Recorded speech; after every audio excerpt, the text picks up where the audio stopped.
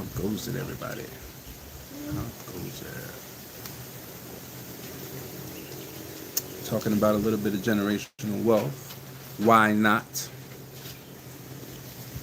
A little bit of generational wealth. And maybe some relocation talk. Why not? I don't know what happened in the U.S. in the last 24 hours. We normally get these spikes of people who want to relocate anytime something happens. So I hope ICE didn't uh, take anybody out in the last 24 hours. But anytime something like that happens, we get a spike. We got a spike in um, relocation assessments over last night. Last night for us. So I don't know what happened, but it seems like something happened. So there's that. So I figured let me jump on here and do kind of a quick recap of everything. We had a bunch of generational wealth meetings today, which is great because we're dedicated in doing 100 new generational wealth families by the end of the year. We're at 12, which isn't bad for like February, so we're on track definitely to hit our target. And it's been great. A lot of great conversations with families that want to make sure that they're getting their generational wealth put together. A bunch of folks that are rightfully inquiring about family constitutions. A lot of folks skip that step, and I get it. I understand the idea of like, all right, let's hurry up and get the generational wealth going, and the faster we start the compounding, the better, and the blah blah blah blah blah. And yeah, that's true effectively, but the family constitution stuff really holds it all together. And if you get to the point where you fully forget, so that's just not a situation that you want to see yourself in, where you've built everything and now you're part of the 70%, right? And what's the 70%? The 70% is the percentage of people who start generational wealth and then find themselves in a position where the heirs can't maintain the generational wealth. So 70% of them, the generational wealth falls apart in the second generation because they thought the most important part of generational wealth was economic capital. Economic capital is the least important part of generational wealth. So all they did was focus on the money, and by the second generation, the money was gone. Right? So, happens all the time.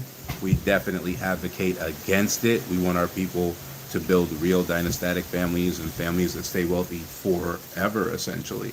Um, but that takes education, it takes lifestyle changing, it takes mindset changing, because a lot of the education is transmitted, not taught. And in order for it to be transmitted, it actually has to be your lifestyle. If it's not your lifestyle, you can't transmit it, right? That's the whole role of a governess and a governor, right? So like some people think it's like hoity-toity, old school. Like, what do you mean a governess? With the pinky up? Like, no. The whole point of a governess is the understanding that certain things, especially cultural capital, cannot be taught, right? You'll hear people who are having, more political debates or maybe even race-based debates about culture, express how culture can't be taught, right? But they're bad at expressing it because they're not expressing it from really a scientific place. They're expressing it from like an emotional place, right? But they're correct. Cultural capital can only be transmitted. It has to be transmitted via lifestyle. So that's why you see a lot of kind of old world families. There's an entire elocution school, right? And an entire grooming process where there are folks who are paid and understand the sociology of cultural capital. And so while they're there, they're working, right? So when we were talking about our relocation clients and people were really involved in like, what about dating and can I find a wife and, blah, blah, blah, blah, blah, blah, blah. And then we were speaking to our client who came on the live and they came up. I don't know if you guys have been following me this long enough to remember this one. But the guy came on the live and he was like, yeah, I almost married the maid because I thought the maid was the perfect woman. She had everything ready for me all the time. Yes, you remember that? Okay. She had everything ready for me all the time, and all of those things. And so because of that, like he almost made the dreaded mistake of marrying the maid. The maid is working, right? That's not the real her, right? Or him, right? There are male maids as well, right? They're working and they're damn good at their job, but that doesn't mean if you marry them you're going to get the same thing, right? So it's the same thing with the governess, right? The governess is working and they're perfect at work. They're damn good at their job. So they transmit the cultural capital because that transmission happens between the ages of newborn baby and 3 years old, right? So that when you look and your 2 year old is staring at you and you're like, crap, they just saw me do that, or they just heard what I said, or they just heard me swear, or the first time your newborn baby drops something and they say shit, and you're like, damn, they must be hearing me say stuff like that. That's it. That's the transmission that you can't actively teach. Because if you sit down and actually try to teach them, what do? They don't listen. They start playing. They ignore you. They go do something else. But if you don't want them, learning what you're doing in that exact moment, you turn your head and they're right there, locked in, right, absorbing everything. That's how cultural transmission happens, right? And that's how that's the number one pillar of your generational wealth, right? And so what ends up happening is when you utilize a governess, which we actually do, the governess is on point at all times because that is the governess's job. All right. So the governesses, they're paid to only be thinking about the cultural transmissions that you want transmitted to the under 3 year old, right? You can say under 4, but 1 to 3 is super, super important, right? So in that time, that's what the whole point of a governess or a governor actually is to have someone who's trained in child psychology, early childhood, sociology, also education, typically early childhood education or whatever it's called, in the country that you're in, to have all of those kind of criteria and be trained to essentially transmit cultural capital to your child, right? Especially if you're first year, or if you're not first year, but first generation, excuse me. If you're first generation, it is super, super difficult to transmit cultural capital because it wasn't transmitted to you, right? So it wasn't transmitted to you. And so it's really, really difficult to transmit it, to your children, right? These are the things that certain people in certain circles can recognize about their own people, right? It's the same thing with like black culture, right? Like black Americans, we have a culture. We know who's from our culture based on the things they say, based on the things they know, based on the way they say it, right? I'm from the Philly area, right? We got a catch all phrase that means literally everything. But you might not know what it means unless you're from Philly. But it literally means everything. Now, in order for you to understand the code and be able to decode that phrase and know what I'm talking about in the moment, you would have to be from Philly. You might know the word, right? But literally, I can have an entire sentence with that one word.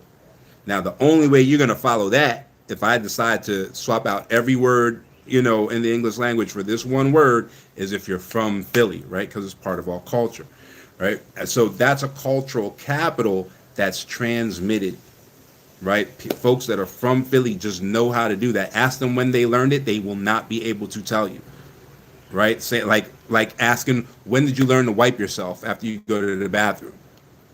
Unless you were paralyzed recently and you had to learn everything over again as an adult, you have no idea when that happened. It was transmitted, not taught, right? It's not something that you have in your head as like, oh yeah, I learned that and got really, really good at it at this point in my life.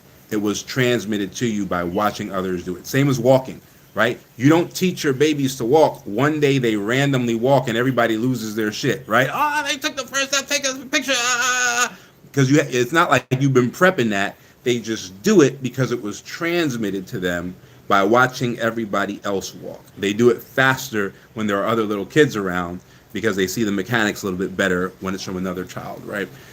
And so that's what cultural currency is. It's transmitted. It's not taught. You have to be true to it. You can't fake it or else it doesn't get transmitted, right? And so if you don't have it, you have to bring somebody in who does. And that's what finishing schools are for. That's what elocution schools are for.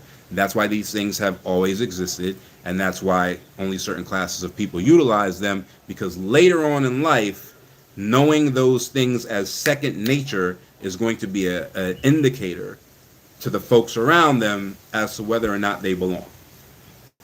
Okay? So that's how cultural capital works. And it's the most important capital in generational wealth initially, right? In the end, your social capital is going to be the most important capital in generational wealth. But at no point in time is your economic capital the most important generational wealth capital. At no point in time, right? So social capital, and these are all exterior facing, right? So social capital is going to be your most important in the end, and somewhere in the middle there's something called symbolic capital. Again, externally facing. Cultural capital is internally facing. Cultural capital is how your heirs are going to recognize that they're connected to your family, right? So the people who feel disconnected are typically people who did not gain cultural capital. This happens a lot in split families, especially when the families were split because one person, and obviously typically that person is the father, right? So when one person didn't know that a member of the family existed, right? So, mom can be pregnant and live somewhere else, and not be showing the entire time dad was around, and then decide not to pick up the phone and tell dad that something's going on. So 12 years later, dad finds out there's a kid there, right? And so now maybe he's trying to step up, right? And so now when his child is introduced to his family, there's a disconnect there. That child doesn't feel like they belong. They don't understand the inside jokes. They don't understand, the family tradition of, pizza every Friday night or whatever it might be. They don't have the transmission of cultural capital that the rest of the family has, right? And then it's tough, right? There's a disconnect there, right? So the cultural capital is internal, and it's how members of the family know that they're members of the family, right? Social capital is external, and it's traded externally, and it's how social networks are built. Symbolic capital is somewhere in the middle, right? So symbolic capital can sometimes come from the places that you've lived or the places where you've gone to school, right? The tax code, that you grew up in, the boarding school that you attended, so on and so forth, where you did your summer interns. Maybe there's a country club where you were a ball boy for, over the summer and had like your first summer job versus a guy whose first summer job was a paper route, right? This is all symbolic capital. And it gets traded back and forth until there's something substantial, right? When there's something substantial, it becomes part of your social capital. All right, so all of these forms of capital exist, and all these forms of capital are traded in order to create generational wealth families, and all of these forms of capital are infinitely more important than economic capital, right? With social capital, you can reclaim economic capital anytime you want, right? Happens all the time, where somebody will get wiped out, but they have the proper social capital. So because they have the proper social capital, they can go get a loan.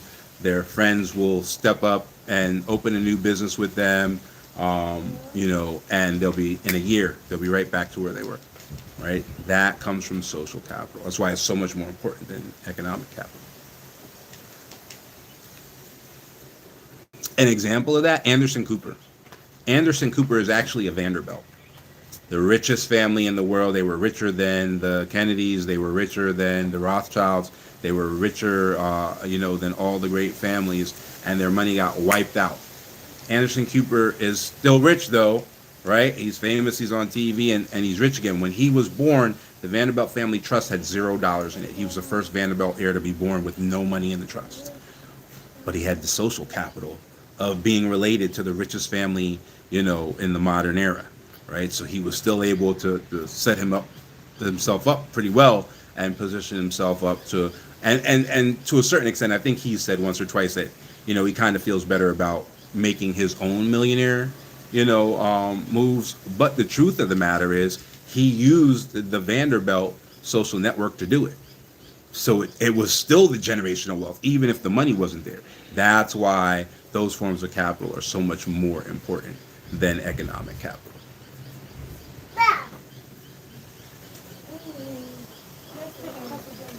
Hey, Darren, what's going on, man? How are you? I don't know if my volume is up on this phone. I said good morning. What do you say? Hey, there we go. My volume isn't always up, to hear because before I go live, my volume might be down. You're basically a solopreneur. And this is your platform, and I'm the rare person that comes up here to ask something to input. How about it? Hey, love, It's how just are that you? way. Hey, Raiden Drop, how's it going? So I said good morning. What do you say? It's about 5 in the evening here, so yeah, good evening. Yeah, okay, right. Yeah, man. So I know it's a silly question. Are you ahead or behind us? Ahead. Yeah, we're on the other side of the Greenwich Okay. Mean Line. Yeah. Yeah, like I told you, I grew up in Korea, so we was 27 hours ahead. Yeah. Ain't nothing Matter of fact, wrong I with watched the Super Bowl on Monday in high school. that. Oh, nice. Nice. No, I'm sorry, we're 27 hours behind. All right. Behind. I watched the Super Bowl on Monday in high school, and nobody did any work. Nobody. Oh man. And in Korea, right? Yeah, well, Yeah. you understand, man. I went to high school. Only half the people are American. The other Right. half is like, what are you guys doing? Right. Yeah, man. I hear you 100%. Why do y'all care? I said, this is the Super Bowl. Yeah. Yeah, they don't get it. I haven't watched in so long, but the last time I watched, I was in China, and it was the same type of thing, And last time I watched the Super Bowl, You watched it by yourself, didn't you? oh yeah, definitely. And everybody, there was a black quarterback, and the Washington Redskins won. That was the last one. That's the only reason you watched it. Right. Doug Williams. Right. And they beat the hell out of the Buffalo Bills. That was it.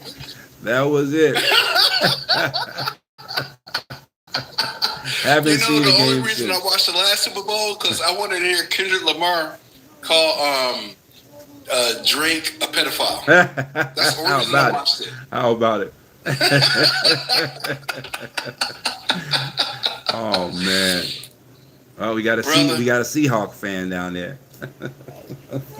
Hey man, hey, go Hawks! Yeah, I can't root for the Bill Crafts, Bob Crafts, whatever they are.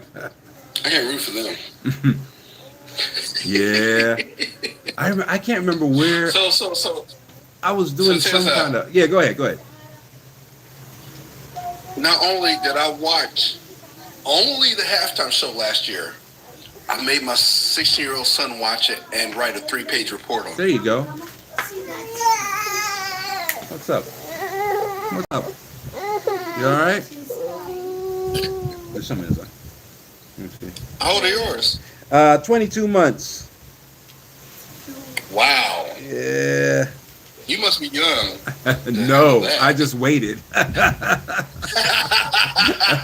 I waited till I had staff. Actually, I was. You know what? You're funny. It's funny you say that. I was a solopreneur for most of my career, but I didn't have kids until I had a full staff. So yeah, I just waited. Honestly. Here we go. You all right? You planning children? I didn't know it was an option. Oh yeah. Actually, quite frankly, I had planned to just not have them. I was terrified to have them in Philly. But then once I left, I was like, okay, maybe I can do this. Yeah, in Philly. Yeah. Yeah. If I was in Philly, I would have no kids. Yeah, I heard that. I say hi. You want to say hi? What up, little man? All right. What up? Say hi. Hi. Hey, let me do something. Hold on, let me see. Where am I? Dude, Deborah, say- I'm in Deanny Beach, Kenya right hey. now. Say hi. Hi. You see? I should have heard. Are you going with the Hey, Say bye. are you good? Bye-bye. You going? Yeah. Just a Yeah. cat? Bye bye. Oh, thank you, Deborah. Thank you. Sometimes he's here for the lives. Typically, the old lives I used to do, he was asleep because they were at 5 a.m. Yeah, that's when you should do them. Right, right. You know, You can get him. I ain't gonna tell his eyes. myself. You know, I always felt like after 8 p.m. Yeah, it was adult time. yeah. I hear that. Yeah, yeah. Sit in bed. I don't care if you go to sleep. Just go to bed. Right. I hear that. Oh man. I want to leave America. It's so sad here. Yeah, you know what happened yesterday? We had an uptick in assessments, and that typically happens when something like ICE unalive somebody else, or like I don't know what happened yesterday, but we had like 137 assessments an hour last night. Is that black or white people? Typically it's black folks. Yeah. Every time we get a spike, it's typically black folks. Yeah. Man, I Careful. really hope we you know, we really have to stay here and fix this. Yeah. Well, yeah. I'm good with going. Yeah. Right? But we need to be more globally minded. That's what I'm trying to say. Yeah, no, that's exactly right. My whole thing has always been the Chinese Chinatown method works. You know what I mean? Some people got to be there running Chinatown, and other people's got to be doing the manufacturing and the production and making sure Chinatown has stuff to sell. You know what I mean? It can't be everybody, you know, on the other side of the world. But we need both sides So of it. diaspora wars. Oh, that's nonsense. This whole diaspora wars Yeah. is exactly Yeah.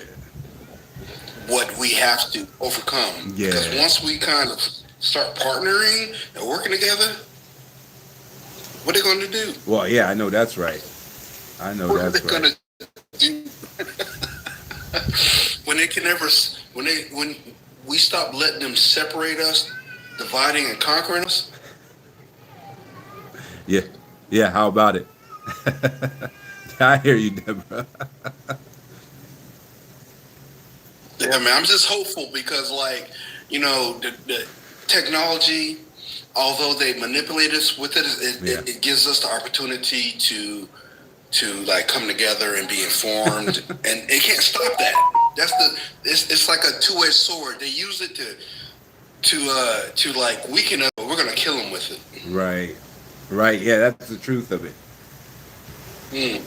That's the truth of it. All of the social engineering goes both ways. So it's just a matter of, you know, it's really just a matter of how we program ourselves to see the information that's coming in. You know what I mean? Once we get over this survival software and get into something else, we'll be all right. Yeah, when we stop thinking survival and start thinking family, Yeah. they're in trouble. Oh, yeah. They are in trouble. Definitely that. So I'm hopeful. I'm optimistic. Yeah. And I feel like if my eyes can come open, others can. Oh, sure. That's how I feel. Yeah, I agree with that, 100%. Yeah, man. Man, I'm taking over your platform. No, you're and good I to don't go. want it. I want to add. I just want to come up here and say you were talking about something that made me come up here. What were you talking about before? Cultural capital? Before then, you were talking about. It was like the last guest you had up here. You were talking to them about something. What were you talking about? It was mostly cultural capital and social capital, I believe, was most of what we were talking about. I think somebody asked Yes. Oh, something. you were talking about the Vanderbilts. Oh, right. So Vanderbilt. Specifically Yep. the Yep. Van Yep. and the social capital that they might have lost economic capital, Mm-hmm. but they had that social capital, which means that he made another $1 million just like that. Yep. Yep. Yeah. That's it. And he got to go to the right schools. Yeah. He got to shake the right hands. He got kept away from the wrong people. Yeah. Got introduced to the right people, Yeah. and he made it way back. And that is a privilege we need to make for ourselves. Absolutely. 100%. It's there for the making. We don't do it in large numbers, but it's there for the making. Well, we have to build black institutions to have that capital to fall back on that he had.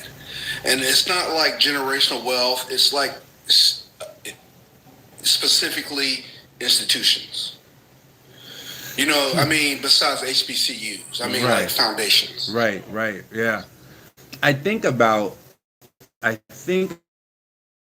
institutions that exist, and I think about the institutions that are utilized, and I can't think of one that didn't come as a result of generation, which is why everybody's name is on it, right?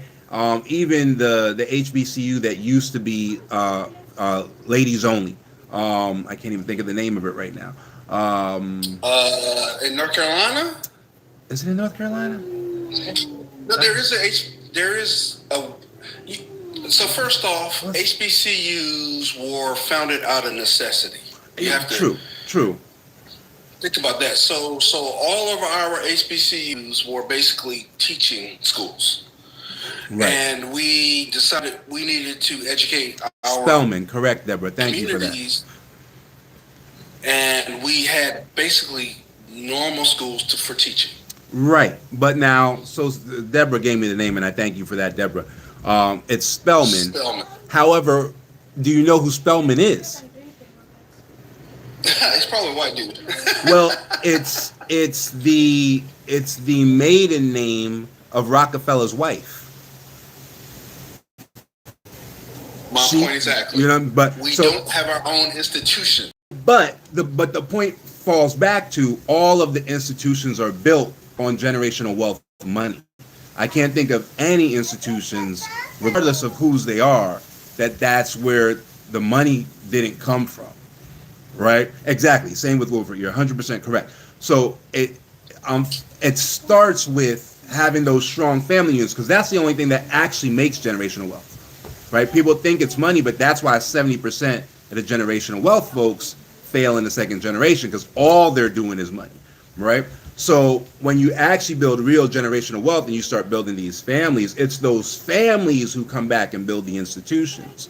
That's always been the kind of the first step. And I think with us, we do things like that a lot, right? Like in these Pan-African like conversations that are happening, they talk about stuff like that all the time. Like, let's build this, infrastructure, and let's, control our own grocery stores, and let's control our own schools and whatever. But it's rare that folks actually speak about the history of how that all happens, which starts with your families, that actually create that family structure where the family is working together, and then the community sees that habitus, and the community starts working together around the family, and then an institution is created, right? And that's the step that we keep skipping, So like Killer Mike tried to do the same thing. They did, the black-owned bank of theirs in Atlanta, but that step was missing. There weren't these family structures in place that created a community first, like Black Wall Street, and then the community created an institution, right? And because every time we did it before, it was always burnt down, like Black Wall Street. But the key that the Chinese figured out, and every other minority group in America after them copied and figured out, is that the only way you get them to stop burning down your stuff is attaching it to a foreign GDP. Because the first Chinatown was burnt down 7 times in a row. It ain't like they only burnt down our stuff, right? But it wasn't until they, they burnt down China. multiple If you were times. brown, yellow, whatever, if you had the wrong hat on your head, they burnt it down. Right. And so here's And so that I hear that a lot, Deborah, right? I hear that, well, they'll always burn our stuff down. I also hear that black folks that come from elsewhere that may not understand the dynamic of being black will not be treated differently by the police and will not be treated differently by racism, right? So why is it that Little Haiti ain't burned down? Because it's connected to a foreign GDP, right? So it doesn't matter. It's not just that they burn down black stuff. It's that black people set up stuff and never connected to Africa or never connected to nothing black. Haiti connected it also to Haiti. Because they will riot. Well, we, Riot. you know what I mean? Look, with Rodney King and all that, we riot too. But they don't care because it's not an international incident, right? When that Asian boy was gunned down by the police in LA, he had never been to China and don't speak Chinese. And the Chinese consulate got on the phone and said, we would like to know why that police officer just shot that Chinese boy. As soon as it happened, police officer went to jail. There was an investigation, all of that. The boy had never even seen China. We don't have that because we're not connected to a foreign GDP, right? When you shut down a Chinatown, China feels it, right? That Chinatown is bringing in stuff from a foreign GDP. You shut down a Little Italy. See how fast Italy and Sicily get on that phone with the White House. They feel it. You go into the trash, to the, you know, the dumpsters behind even Little Cuba, because there's a exemption to the embargo if you're Cuban. If you're Cuban, you can do business with Cuba. So even Little Havana, Little Haiti, Chinatown, Little Italy, go to the dumpsters. Cubans can do business with Cuba. Yep, they can do that. You go to that dumpster, and in that dumpster, it'll say product of Hong Kong, product of Singapore, product of Italy, product of Sicily. All of those places are doing international commerce. And that's what protects them. The Chinese in America vote the least statistically. If you look up the statistics, they don't vote. Every single Chinatown in that country, the street signs are in Chinese. Now, what politician greenlit that when they don't vote? Right? So it's a matter of they are gaining political power by connecting their economic activity to another country. And that's what insulates them. But they were all burnt down at first. Even the Little Italys were burnt down at first. Every last one of them, white folks burnt down their, you know, their economic centers until they connected that center to a foreign GDP. It has a 100% success rate even among black people. And the Haitians are the proof of that. So even among black people, it has a 100% success rate. We the only ones who don't do it. Okay, so how do we as a Black American community connect ourselves to our homeland? It has to be strategical, right? Because what happened was they had this year of return thing in Ghana, but there was no infrastructure set up for us. But everybody fell for the marketing, right? So it has to be strategic. It can't be, well, I did a blood test and my people are from the Igbo, so I'm going to Nigeria. No, it has to be, where am I going to go where the government will actually support my my endeavors in business, right? So it has to be backward. That's how we got to Kenya. You know, it doesn't have to be business. It could just be residents. It can be, but that's not creating that link that we're talking about in this moment, right? In this moment, as far as that link, that Chinatown type of thing, it does have to be business. Later on, yes, it can be, you know, residents and all that. But for the link thing, it needs to be business, and that foreign government needs to be willing to support you. They need to be willing to open their XM bank. Every country has an XM bank, including the United States. Some countries have two. Some countries have a private XM bank and a public XM bank, like Canada and the UK, right? Once you leave the country, you gain access to the XM bank. The US XM bank can be found at exim.gov.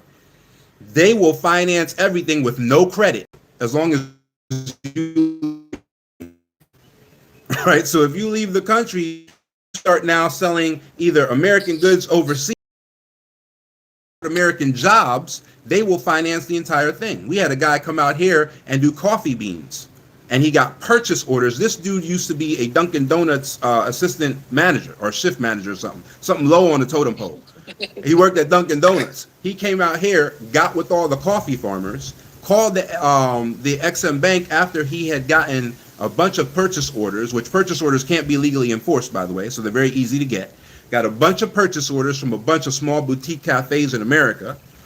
Got the XM Bank to fund the entire deal, including the shipment, including the insurance on the shipment, and the XM Bank offered all those American businesses working capital lines of credit. So his very first deal in his life ever was $1.27 million, all based on taxpayer dollars that he had no access to until he left the country.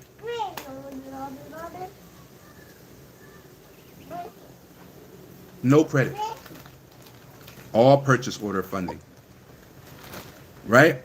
So these are the things, you know what I mean, where people will complain Can I about ask you a question? You said a lot, Hold on. right? And I know the point was there's opportunities. Are you there? Okay, let's go back. Let's go back. Look at that weather. Oh my goodness. So Well, I'm being patient. go ahead. Look at the drama. What's going on? You okay now? So my question about this deal you just narrated, Yeah. right, is you're saying, like, am I saying this right? XM? Yep. XM stands for Bank. Export Import Bank of whatever country. So if you want to find your XM Bank, if you're listening and you're not from America, you would Google EX Export IM Import Bank and then the name of your country. Say that one more time. EX. EXIM and then the name of your country.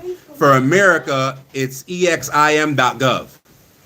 And then some countries, they don't call it an XM Bank, but when you Google like XM Bank, I don't know, Egypt, whatever Egypt calls it will come up. Right? So whatever, you know, that country might call their XM Bank, it might be called the Strategic Import Bank, you know, of the Netherlands or, you know, whatever. But if you Google XM Bank and then the name of that country, it'll pop up. Wow. Yeah. It's there. EXIM.gov. Mm-hmm. Okay. And they will. Sorry, I'm saying that for the other 6 people.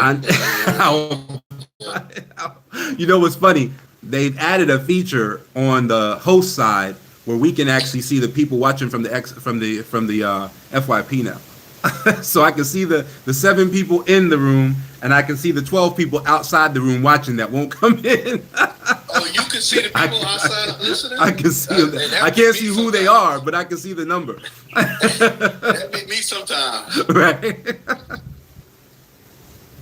How about it, Hey, Book of man, Bob? people be on TikTok. They be saying crazy stuff. Right? I don't engage everybody. I hear you. What's They up, be man? laughing, but, How's you it know, they be going, saying brother? Crazy stuff. Then you want me? Hey, I'm black and I'm proud, but some of them hoteps be tripping. Listen. I'm gonna leave that there. Yeah, because if we start talking about them, they'll find their way to this room. No, don't do that. Yeah. I don't want nobody telling me if I put my name in parentheses, it means something. I don't want to hear that. I don't want to hear that. Or like all caps. I don't want to hear that. Right. I don't want to hear that. I don't want to hear that. Oh man, good to see you, Pan. How's it going, If man? it's true, if it's true, you do that, brother. Right. Leave me Oh alone. man. But yeah, man. Yeah, no, that's a great resource though, man. XM Bank is a great resource for people that, honestly, for people who have nothing. If you don't have capital, you don't have credit, it's a good way Hold up, to, but you know. The trick is you have to leave the country. Well, either you have to leave the country or you have to be doing international business that creates U.S. jobs, right? So when the guy was shipping in the coffee beans, the small boutique coffee shops that he was shipping the beans to, they were able to prove that they were creating jobs by having, you know, these, because Kenya is one of the top 5 coffee producers in the world. Right, so it's Jamaica, Blue Mountain coffee, it's Ethiopian coffee, Ugandan coffee, Kenyan coffee, and then Colombian coffee, right?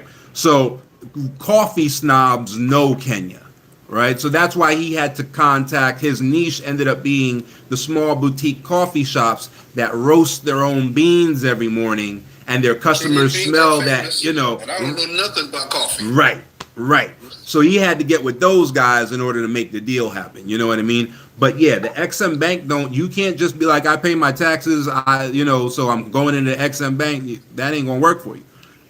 Right? So when you leave the country, now you get access to the XM Bank. Or if you're using foreign created products to create jobs, then you also gain access to the XM Bank. But it got to be export or import. You know, I really want to pick your brain, but I can't do it in public. I hear you. And I ain't paying nothing. I just want to chat. So I don't even know where to begin. My brother, I hear you, my man. Well, I already told you that I do a revocable licensing thing. Right.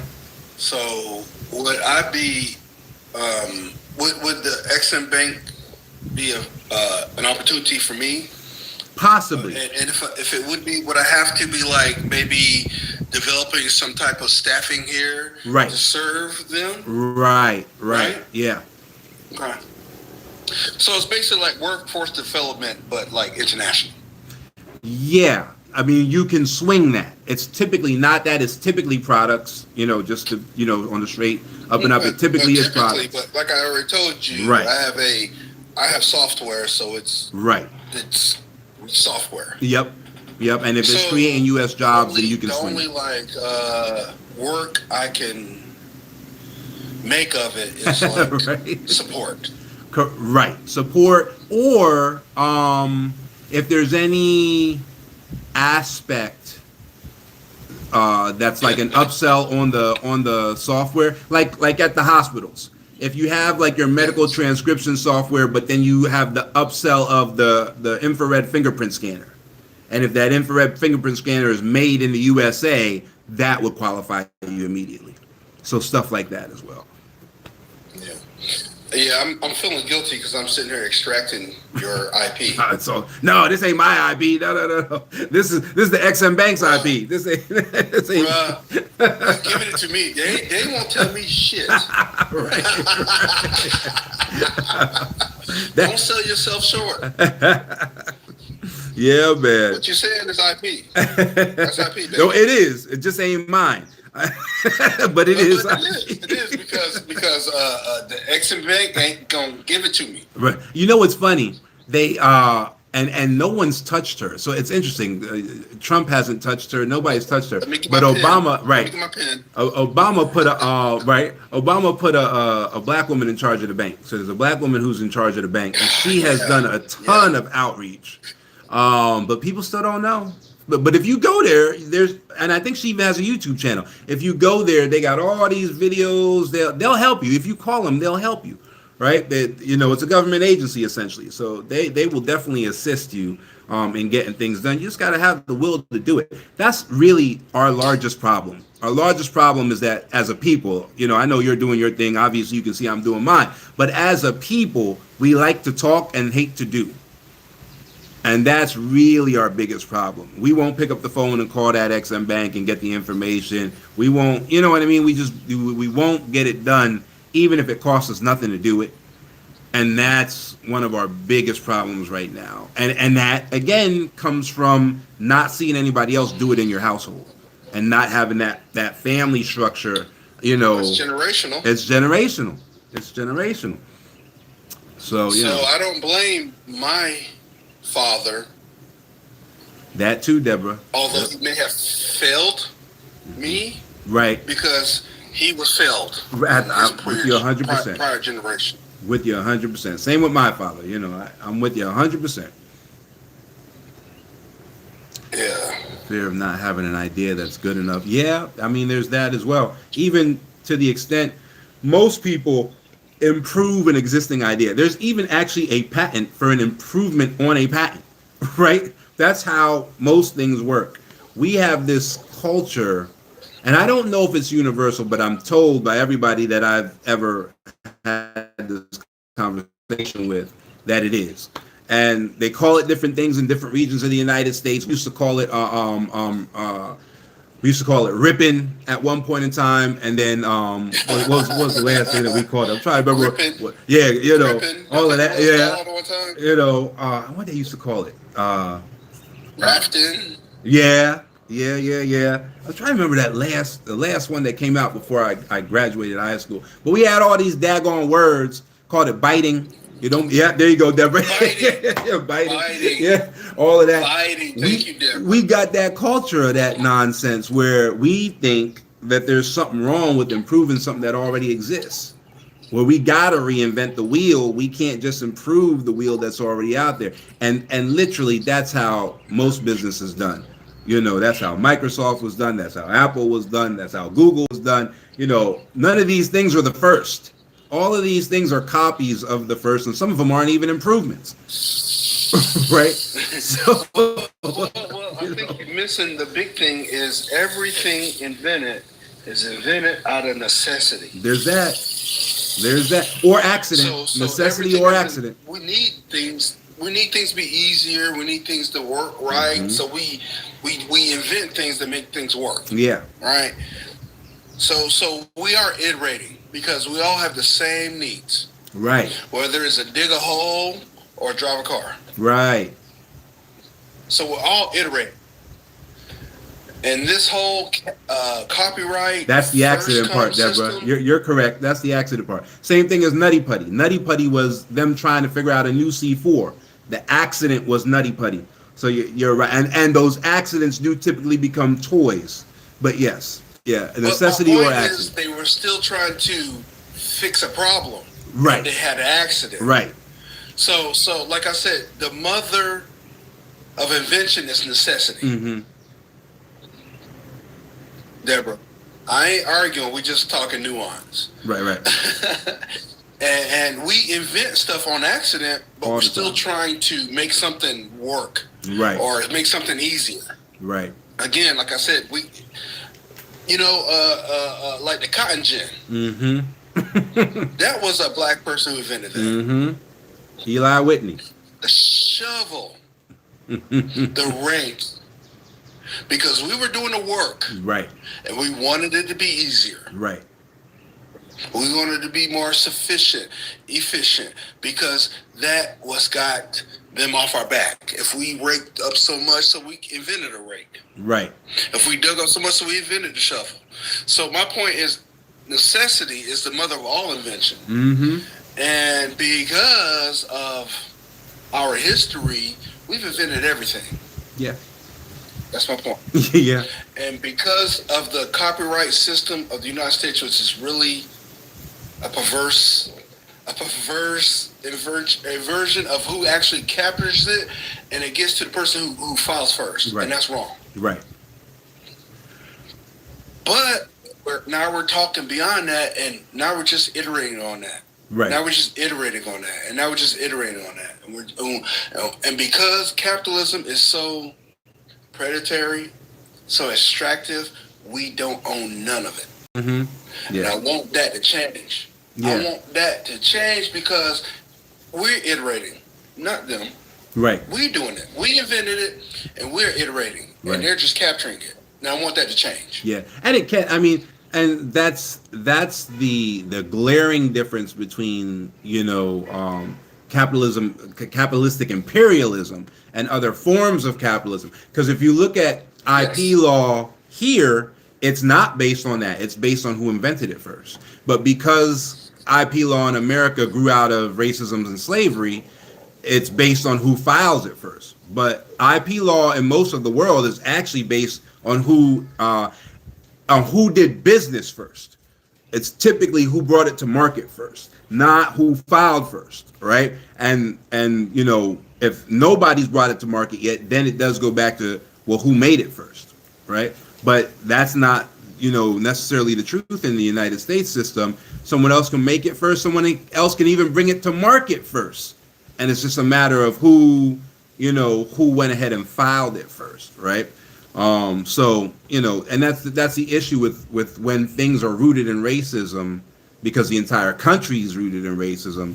These things happen and people don't even realize that that's what's going on, right? Same thing with like SEC rules and stuff like that. like the rules on who's a qualified investor, because they're rooted in racism, they don't match any other first world, second world, third world, country on the planet. The USA rules are completely upside down compared to everybody else's because it's rooted in racism, right? The actual,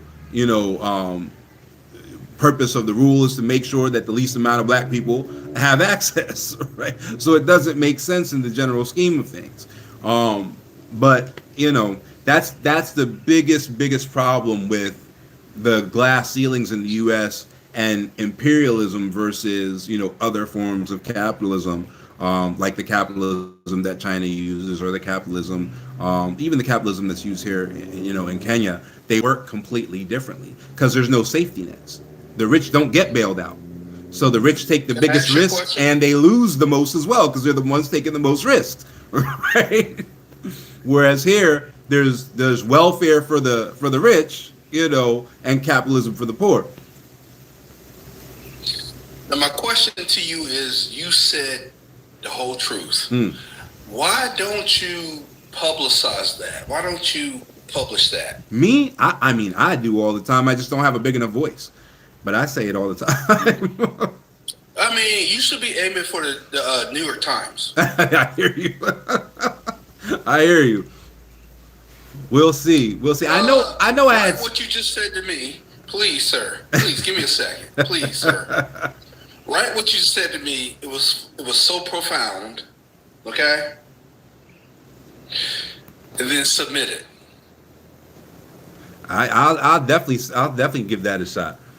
I'll definitely get. I know. I had submitted some stuff to the, what was it called? The Reading Eagles, Reading Times, a circulation desk and all of that stuff at back in the day, and Philly Inquirer and all of that stuff back in the day.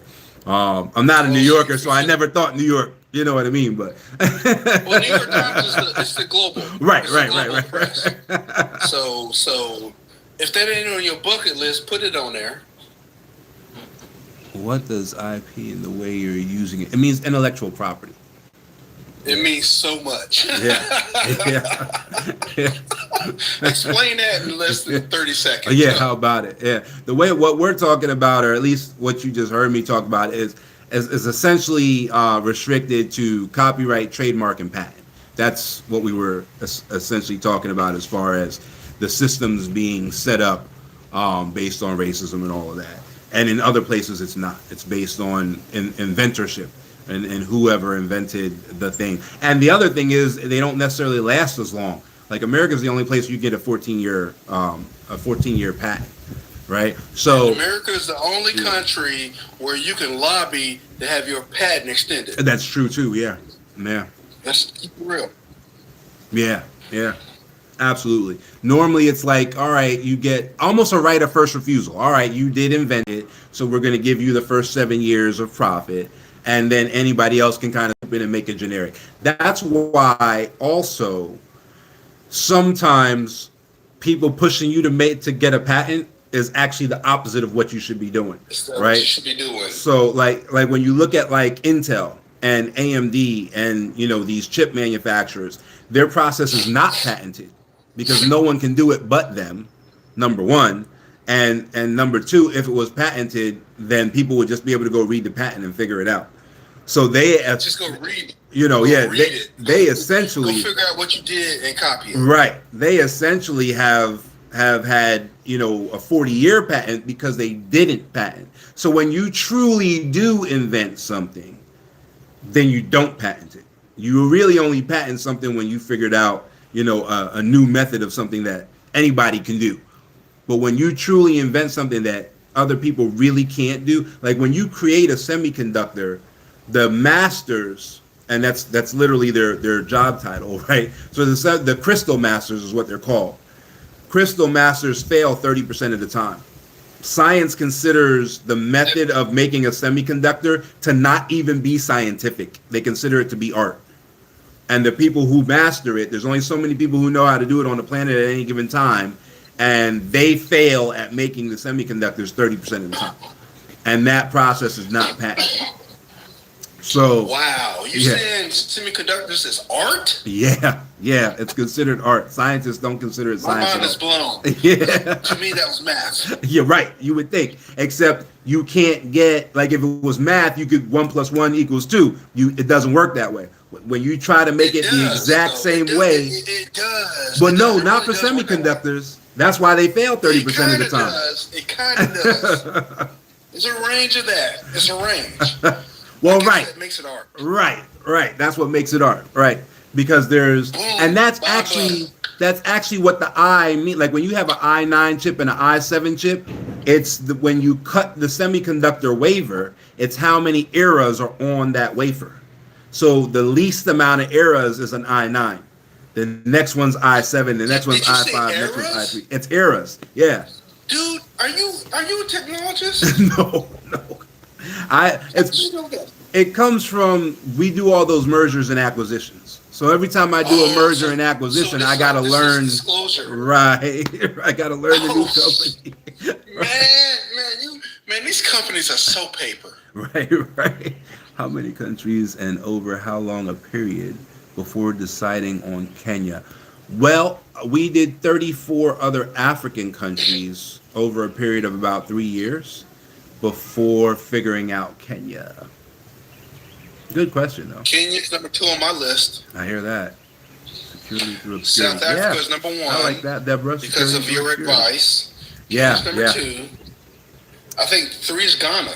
Okay. That right? Makes sense? Yeah. Especially in the business that you're in, absolutely. Dude, I feel so bad for extracting all this intellectual property that you're giving me. You're all good, my man. What was the deciding hey. factor? What's her name? Yolanda. Okay. She's trying to figure out what IP is. Yeah. And I'm extracting it right now. The deciding fact. Okay, so the deciding factor for us was that we needed a country that incentivized business, not just allowed it. And at the time, Kenya was one of the only ones that did that. Beyond the incentives for doing business here, there was something, you can Google it. It's called the Ease of Doing Business score. It was a global scoring system. I think they've suspended it, but it was a global scoring system that came from, I want to say it came from the World Bank, and they would rank all the countries in the world of like how easy is it to do business in that country. Kenya's score was higher than most European countries. At the time, it was definitely the highest in Africa. And then a couple African countries decided that they were going to compete with like the British Virgin Islands for like trust fund money and all of that. So in order to do that, you got to make it pretty easy. And so that was Mauritius and Seychelles. And so they ended up beating out Kenya. So Kenya became number 3. And then Rwanda had announced that it was going to do like a Silicon Valley, and then it reneged on it. But the year it announced it, it went to number 4 and pushed Kenya down to like number 5. So those were the rankings for the longest time. Those rankings probably still stand, even though they're not doing the rankings anymore. So, that's the way it worked. Now, with regards to, like being American. You sound scared. What was that? Oh, okay. With regards to, let me mute you. With regards to being American, the education system is the same here. One of the tests that we do in due diligence is we see how America treats medical licenses from that country, right? So, for example, if you're an RN in the Philippines and you want to bring your RN to America, you lose your experience. You're considered a brand new nurse when you get to America. In East Africa, right, in the East African area, the only country whose nurses and doctors are accepted in America, UK, Canada, are Kenyan nurses, right? So a nurse from Uganda cannot, no, you're fine, man. A nurse from Uganda cannot just go to America and do nursing. A nurse from Kenya can take a test called the NCLEX, pass their NCLEX, submit their paperwork to the State Board of Nursing, and get a license to do nursing, anywhere in the USA, right? And so that lets you know that the education is on the same level, right? We always look at medical because there's life hanging in balance. So medical is typically where the toughest, and most stringent criteria are. So we look at that. So in all of East Africa, this is the only country that their medical professionals are just accepted, at face value. So that was important to us as well, especially because in the back of our minds, we wanted to set up a hospital for a while now, just to deal with the Black women who are not surviving childbirth. And so being in a country where the medical is on par was important to us as well. So those were the reasons that really pulled us into this country, that there's no language barrier. There's also no learning curve, right? So if you were going to like go to Nigeria and do business, you got like a 2-year learning curve to figure out how to do business in Nigeria. It's horrific.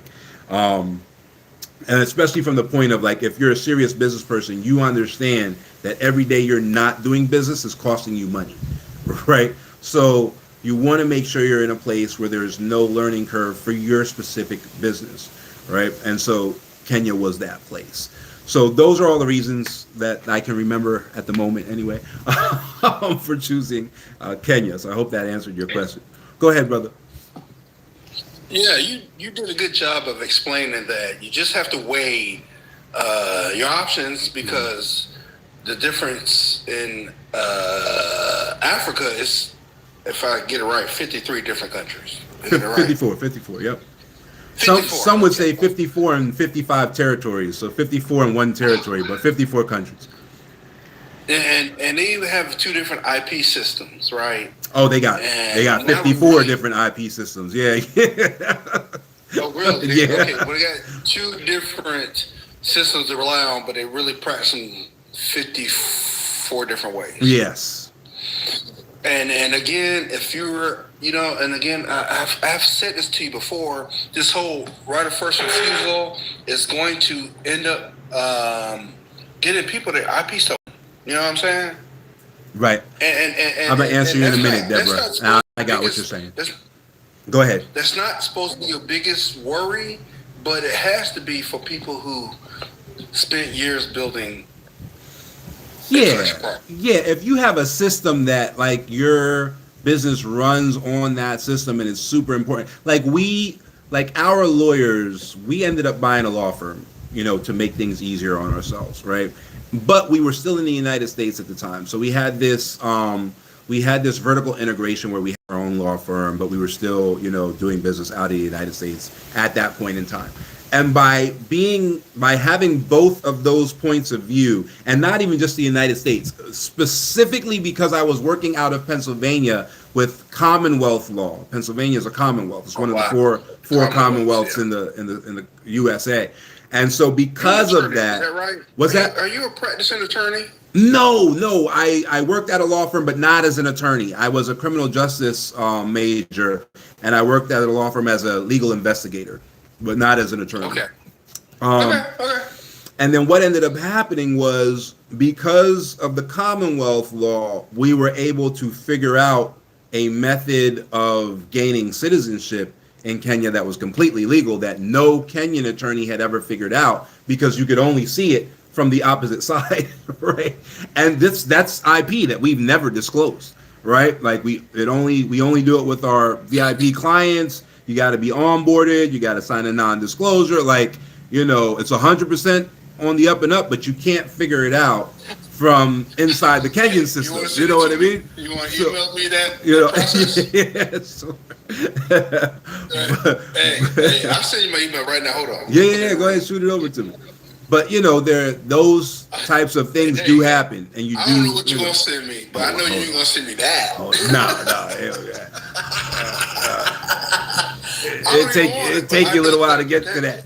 You gotta protect it, and this is the same situation I am in. Right. I've developed a process that I would not share, right, unless it was somebody who was signed something who said they would share. 100%. Now, Deborah, let me answer your question real quick. I feel like there's plenty of places on the continent that we are well embraced, by the everyday people. I think that Kenya is one of the top ones. South Africa's a little further down that list, unfortunately, but it's still cool. It's really cool. Well, it used to be really cool in Ghana. I haven't been back in a long time, and I hear there's some whatever now. But Gabon is really nice. Sierra Leone is really nice. I can't stop laughing. Yeah, I hear you. The Gambia is really nice, as far as like the welcoming. Togo is very, very welcoming. So all of those places are really, really welcoming. I think what kind of saved Kenya to a certain extent is the immigration system makes sure that you qualify to be here. So there's a lot of like riffraff that like just jumped on a plane and went to Ghana. That's not going to work out here. You know what I mean? Like you have to meet the criteria in order to immigrate. So we don't get as much of the riffraff. So the people don't get as bad a taste in their mouth for Americans, and or Black Americans. But Kenya, Togo, Gabon, Sierra Leone, trying to think where else has really, really warm welcome for us. I mean, if you saw the young kid I Show Speed, right? Then you saw that like he said that his Kenya reception was the best reception that he got on the entire like continent, right? And so it's just one of those things. A lot of people you ask. There's someone who owns another like relocation firm called Traverse Culture. Her name is Kia, and she gets asked all the time, "Why you pick Kenya White?" And her answer every time is the people. And she was a government contractor who'd gone all over the world. She used to be in the military, then got out, became a government contractor and all that. And she chose, Kenya. And it really is the people. They're incredibly welcoming. So yeah, as far as yeah, go ahead. Yeah. I've been all around the world, and before globalization was really a thing. Mm-hmm. And the truth is, they love us. Yes. We're the coolest people in the world. Oh, absolutely.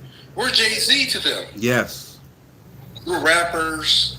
We're cool. We're smart. We walk cool. We dress cool. Yep. So, people who are concerned about how they would receive us overseas are living in this country, and they just are afraid because of how we're received here. Right. There's that. I'm telling you, you go to another country, man, they will love you. Yeah.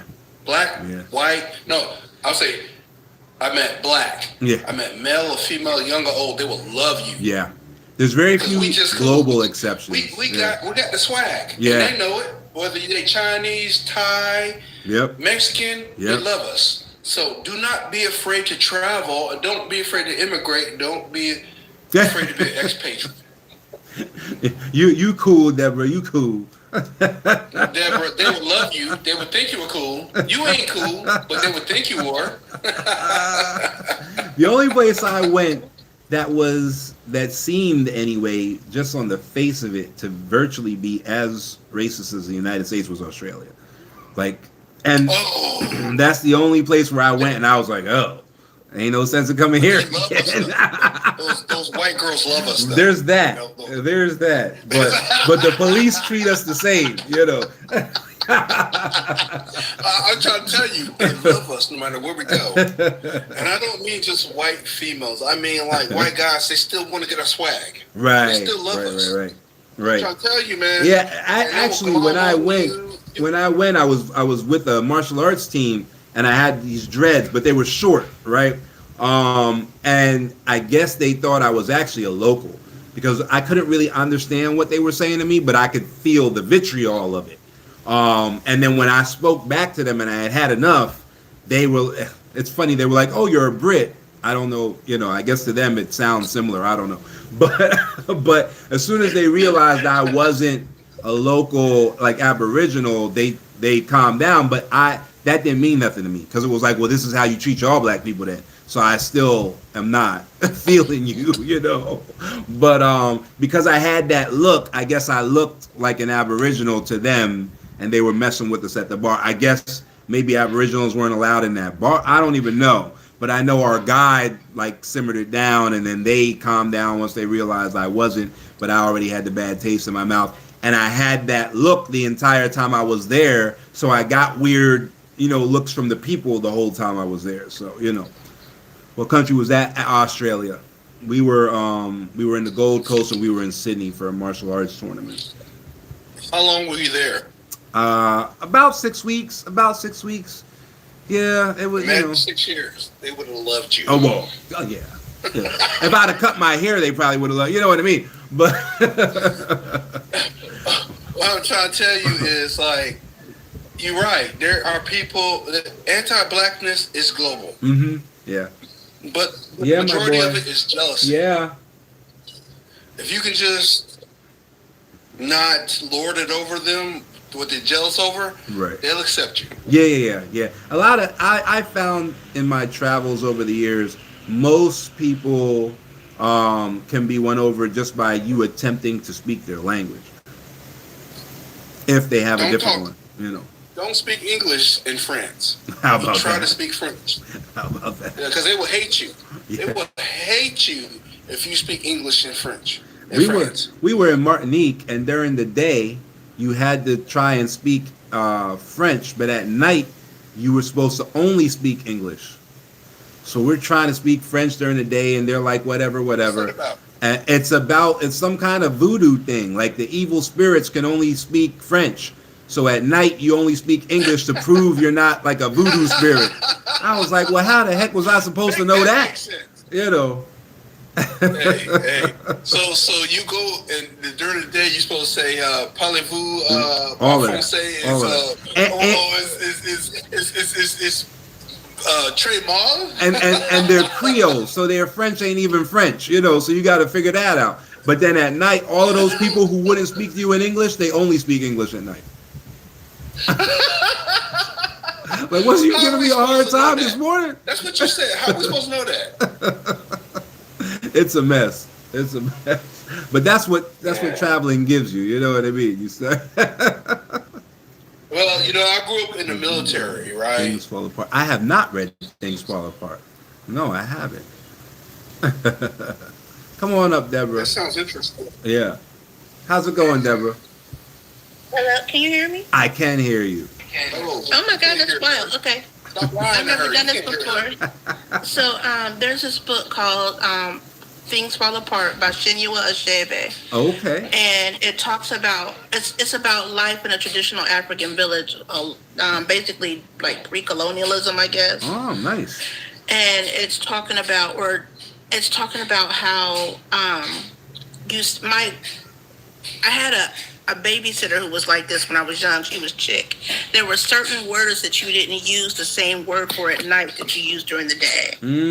So like if you the word snake, you would say the word string because you didn't want to bring that evil upon you, or you didn't want to bring that into your presence. Interesting. And so when I first read about that and Things Fall Apart, I was like, whoa, because I had never heard about that except for this babysitter that I had when I was little. Yeah. And so that's very much a part of American tradition, or Black American tradition, Right. or just Black African tradition. Right. That some words you say completely differently at night than you would use during the day. I bet there's a ton of that in You Gullah gotta read Geechee. that book.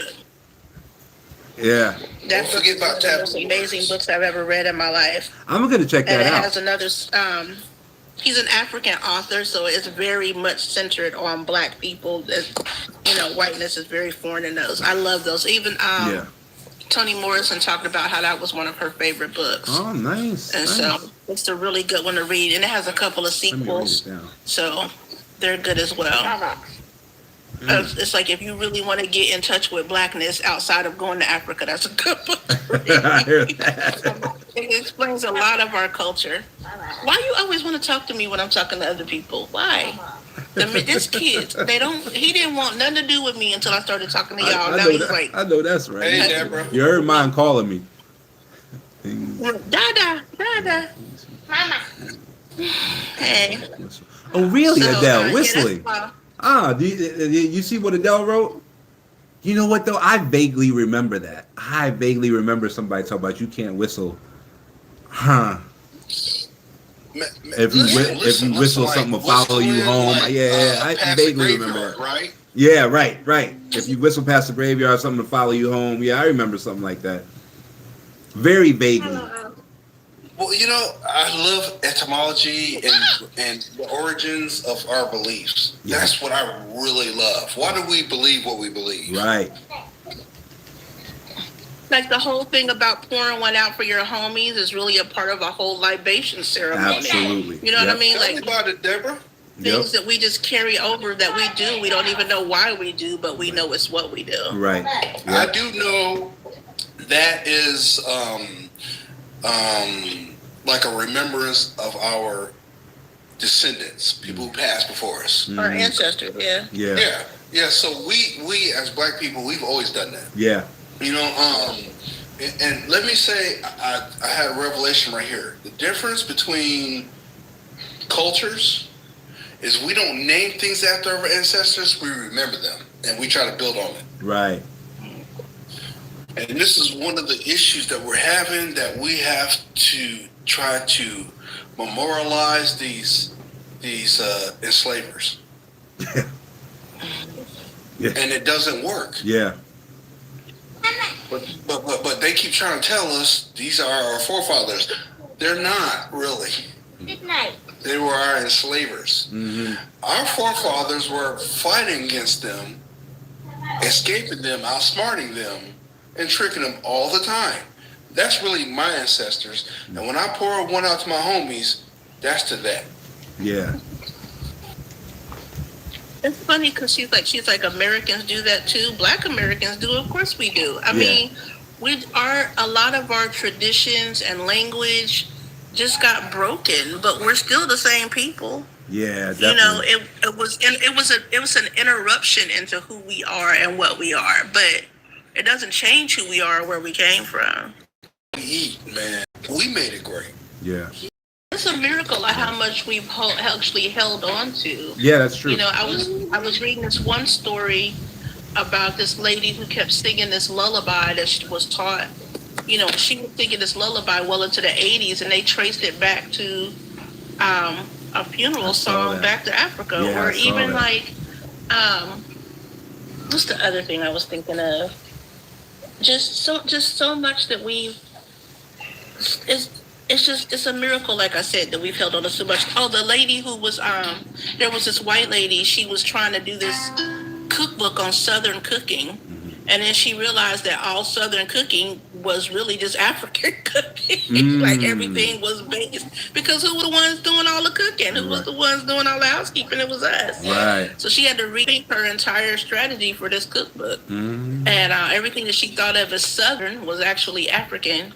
So it's just amazing that we act like it's been a long time ago, Right. but it right. hasn't been. Right. No, it hasn't been. It's been a Wait, lot let of me struggle. let me answer Yolanda real quickly here. The cost of living in Kenya changes based on whether or not you're in Nairobi or not. Nairobi is the cheapest luxury city on the planet, so it's not cheap, but it is the cheapest luxury city on the planet. So you can have a luxury lifestyle there at about 30% the cost of a luxury lifestyle anywhere else, and then outside of Nairobi, prices go down for the most part. There are some tourist centers where you can make money in U.S. dollars, even in Kenya. And so those centers may be more on par with Nairobi for some things. But for the most part, it's pretty easy to retire here. And the cost of living is definitely reduced as compared to the cost of living anywhere else. It's definitely not the lowest cost of living on the continent, though, but not even close. But it's the lowest cost of living where you keep all your niceties and your luxuries intact on the continent, as far as I remember. And I haven't been to all 54. I've only been to 35 countries, but of those 35, it's the best as far as cost of living is concerned. You can retire here, yes. Is $1,500 a month enough? If you have a house, yes. If you don't have a house and you're renting, you're pushing it. Well, those type of questions I like to ask. Yeah. What is enough? Yeah, so the government requirement to come over here on a permit, where like you're maybe looking to retire or something like that, is to prove that you do $2,000 a month. If you can prove you do $2,000 a month, or you have like an annuity that gives you $24,000 a year, which is still $2,000 a month. But if you get like a lump sum annuity payment every year or something, you were in a car accident or something, that works I keep too. asking you, what do I call you? I want to say, what should I call you, diaspora?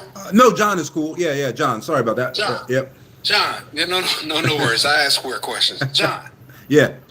Thank you, probably. if you were a couple, Mm-hmm. would $2,000 a month be enough? Yep. Or do they separate it It's by the individual? it's still a single income economy. So even though women can work obviously and they go to school and all of that, they didn't adjust. Like when feminism hit the United States, they changed the price of everything for two working people. Here you have the same like allowances, I suppose, like women are free, you know what I mean? But they didn't change the price of everything just because they wanted to go to work. So it's No, I'm asking you, it's like if me and a wife, Right. just say hypothetically, me and my wife want to come over there, you say it's $2,000 a month. right. Is it now $4,000 No, a month? that's what I'm saying. It Or is it doesn't still change. $2,000? Yeah, the 2,000 is designed for a two-person household, so it doesn't. Wow. Yeah, it that doesn't. change. really makes it flexible. Yeah, yeah. I wish more people were in here to hear my questions, because my questions are for everybody. So for Black Americans, to that. Oh yeah. I hear you, Adele. Yeah, man. No, I'm with you 100%. Yeah, it's pretty easy to get by. Again, the house helps. If you own a house, it makes it even easier. Like if you own a house, you can get by two people on $500 a month. It's paying rent that really changes cost of living. So when people come here and like they rent an apartment, or they buy what's called like a service apartment or a service house even. If you get a service house or a service apartment, there's a service fee. So it's almost like being in an HOA. So then you're still paying like this rent type of thing. But if you just come build your own house, you're good. You know, and then your cost of living is super duper low. Oh, so you're not talking That's about the question, owning a house here in the country. You're talking about moving to Kenya and building a house. Right. Yep. So that begs the question, how easy is it to buy a property or build a property there?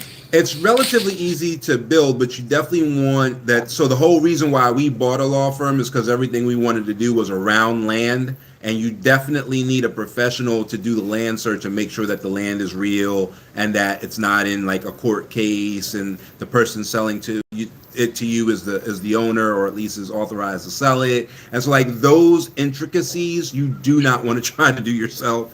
So you definitely need, and like I wouldn't even do it with like a realtor, because a realtor could be anybody, right? Like they don't necessarily have to be licensed.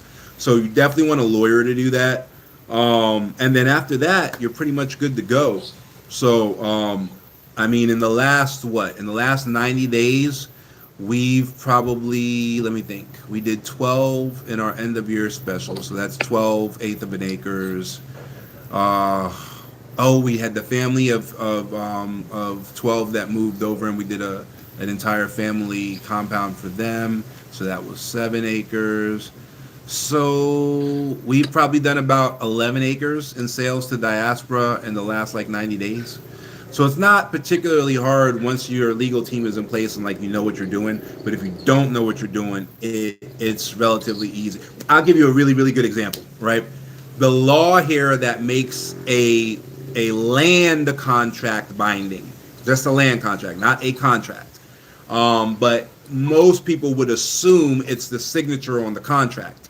Like you notarize the signature is notarized by a notary public and all of that. The contract is signed. Cool. The contract is binding. No. What binds the contract out here is the deposit. If the deposit is not the right amount or more, the contract is not binding, even with the notarized signatures. So some people have like a sense, some scammers have like a sense of how business is done in America. So what they'll say to you is they'll be like, oh, you know FHA? This is just like an FHA, 5% down, no problem. By putting 5% down, you invalidate the contract. So now the contract is unenforceable and they can just walk with the 5%. All right, so it's stuff like that. Like, how would you ever know that, right? And the Notary Public ain't gonna tell you no different, right? So it's those types of things where it's like you can really think you know what's going on and you have no clue. So as far as those types of things are concerned, It really is about you having a professional. And I just saw my chief of immigration law come through here. She might have ran. She knew I was going to bring her up. You ain't trying to work on the weekend? Let me see if she's still Hey, I here. can't believe Deborah came up. Right. Well, it was just so much to explain. That was just like it was just better to talk in the text. I gotta get going. It's Super Bowl Sunday here in America. Oh, that's so. right. Oh, that's right. You know what? You had mentioned it. I didn't even think that that's what it was. All right. All right now. Go ahead, Deborah. Yeah, so I gotta go get ready for Go ahead, company. Deborah. But it's been lovely talking to Me and you. John already Absolutely. said we don't care. I don't really care either, but it's just, I mean, I don't get enough social time with people I because I'm hear a you. caregiver. I'm a mom. I got Well, kids. get it, This Deborah. is the one day I Take get to talk to people. But I Hey, did make- follow you, and I hope I making get some to good catch one of food. your talks again. Absolutely. Hey, if you getting off this early, you making some good food, I would come by if I could. Oh yeah, it's the traditional everything. I Chicken heard that. wings, What you making? meatballs, anything that's like that's hors d'oeuvre snack football food that you can think Hey, of. Order. John don't I care either, can but you dig about it. to get him to come over. Right. It's Right. ridiculously American. Like it's chips, pretzels. I mean, it's annoyingly American. I know. I hate doing some American things. I swear, I hate doing American things. Chicken wings, chip dip, cheese balls. Chicken wings. No, hold on. Let's call it a lie. Let's call it buffalo wings. There we when go. It used to be cheap. There- Oh yeah. That's right. And then Buffalo started putting a name on it, and now black people got to pay for it. I know it's ridiculous. I'm Y'all so have mad. a good one though. I'm gonna go get ready. Thanks for hanging out, Deborah. Enjoy yourself. Hey, Yeah, I forgot all hey, about John, am that. I lying? How did they steal everything we do, and then they price it where we can't afford it? And then how did they about do that? How about that? I didn't do that. That's part of how they convince themselves it's different. No. The thing that you had, it wasn't $10,000. The thing you had was $100. Whoa. It's European. Yeah. How about That's it? sure. Continental. Right. Imperial. So wait. Colonized. So is that why she said? What was it? What team did she shout out? Are they? Exactly. Oxtails is high now. Are they? Brother? Oh, I know about Oxtails that. are supposed to be cheap. Yeah. Well, 'Cause They yeah, didn't want it. yeah. This- I'm so mad about that, man. They done stole our greens. how? How about it? Oh man. Man, I don't want to be sour. I just want to innovate and create and let them steal it and move on. How about that? Let's We can have exit. country music. Let's exit. Yeah. So are the Seahawks playing then? Are they in this? Yeah. Is that why she You don't said? even Is that know, why she John. said go Yeah. Seahawks? I I wanna didn't be even you, know it was John. Super Bowl Sunday. John, I want to be you. I want to not know. I had no clue. I want to not know because I don't care. I'm with you. I'm with you. Bro, when they fired Colin Kaepernick, I fired them. Oh, how about that? It's Seahawks versus Patriots. All right. It is this West Coast team versus the MAGA. So the Eagles ain't in it. I'm not concerned. Yeah, I stopped caring when they lost too. I swear, I stopped caring. Oh man. But yeah, it's been I was at, where was I? I was somewhere when the Eagles had won for the first time and they came in and the rings were, I didn't realize how massive these rings were. I was like, what is that? Like, these are the Super Bowl rings, and I was like, holy hell, and these things were gigantic. I had no idea how big these rings. It looks like you could put 3 fingers through them. It's crazy. It looked like Captain America's shield, don't it? It's like, man. Hey, white supremacy is powerful.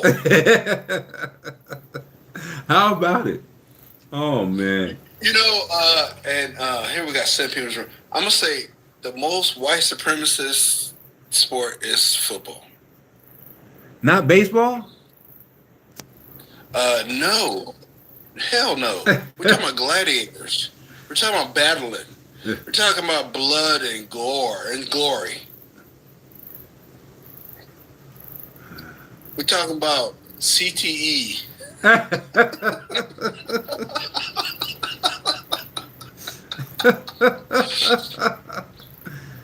you know. Hey, Stephanie, how's it going? They wouldn't even let black people play quarterback until maybe 10 years ago. Was it that recent? No. Bruh, come on, man. No, the You Redskins don't thing even was know, like man. You 94, wasn't quit. it? You gave up, man. You don't even know, man. They just now start letting black players play quarterback. They're all over the league, man. When did the team has a Redskins black win? quarterback. It had to be like They got a black quarterback. 95 or something like that. Name a team. They have a black quarterback. The Redskins. Redskins. Washington Redskins, yeah. Name another team. With They the got Jets black at one point in time. When they want to win. Yeah. Oh man, Stephanie got disconnected. I'm being rude. I love my white folks. Oh, okay. I All do. right, all right. I love my white folks. But y'all need to stop trying to lead us. Oh man. But yeah, Super Bowl Sunday. How about that? I didn't even realize it was that time.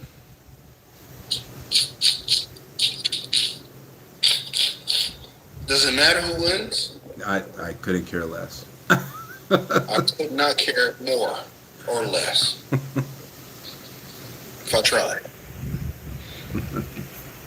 Oh man, I've been neglecting you, haven't I? YouTube, Jesus. How can I get a job in? I have no clue. We are not an employment agency in Kenya. I have no idea how you get a job here. If you want to start a business, I can maybe tell you a thing or two, but I have no clue. Maybe if you're like a digital nomad. Come on, man, be more. No. I can even that. It's illegal for them to get a job here as a digital nomad. I have no idea how to. Yeah. Tell them, because I thought I could come over there. Yeah. Can I come over there and teach online to Chinese kids? As a digital nomad, you could, yeah. How long? 2 years. Man, there's a whole After bunch 2 of years, stuff. could I renew or I gotta go? Yeah, no, it's brand new. Digital Nomad started last year. It hasn't even been around for a full 12 months. So no one actually knows. Oh shit! Yeah. Yeah, no one actually Damn. knows. How you like being out the loop? Yeah, our law firm actually issued the first 2 digital nomad visas in the country, but nobody knows how it's going to go. For 2 years. They're good for 2 years. They're good for 2 years. Yeah, those folks are good for 2 years. Then they may have to go. Correct. Yep. But no worries, they can go to Thailand for 2 years. Exactly, because if they're real digital nomads, they want to go. So like they're not trying to stay in any country for too long. Yeah, because you got to pay taxes if you stay too long. And that's the whole purpose of getting the digital nomad is so that you don't. I don't Remember know. I told you my ex-wife lives in China. Right. I don't know Flovinar? her situation. Is it Flovinar? Hi, Flovinar. Is that how you say your name? Is it Flovinar? How's it going?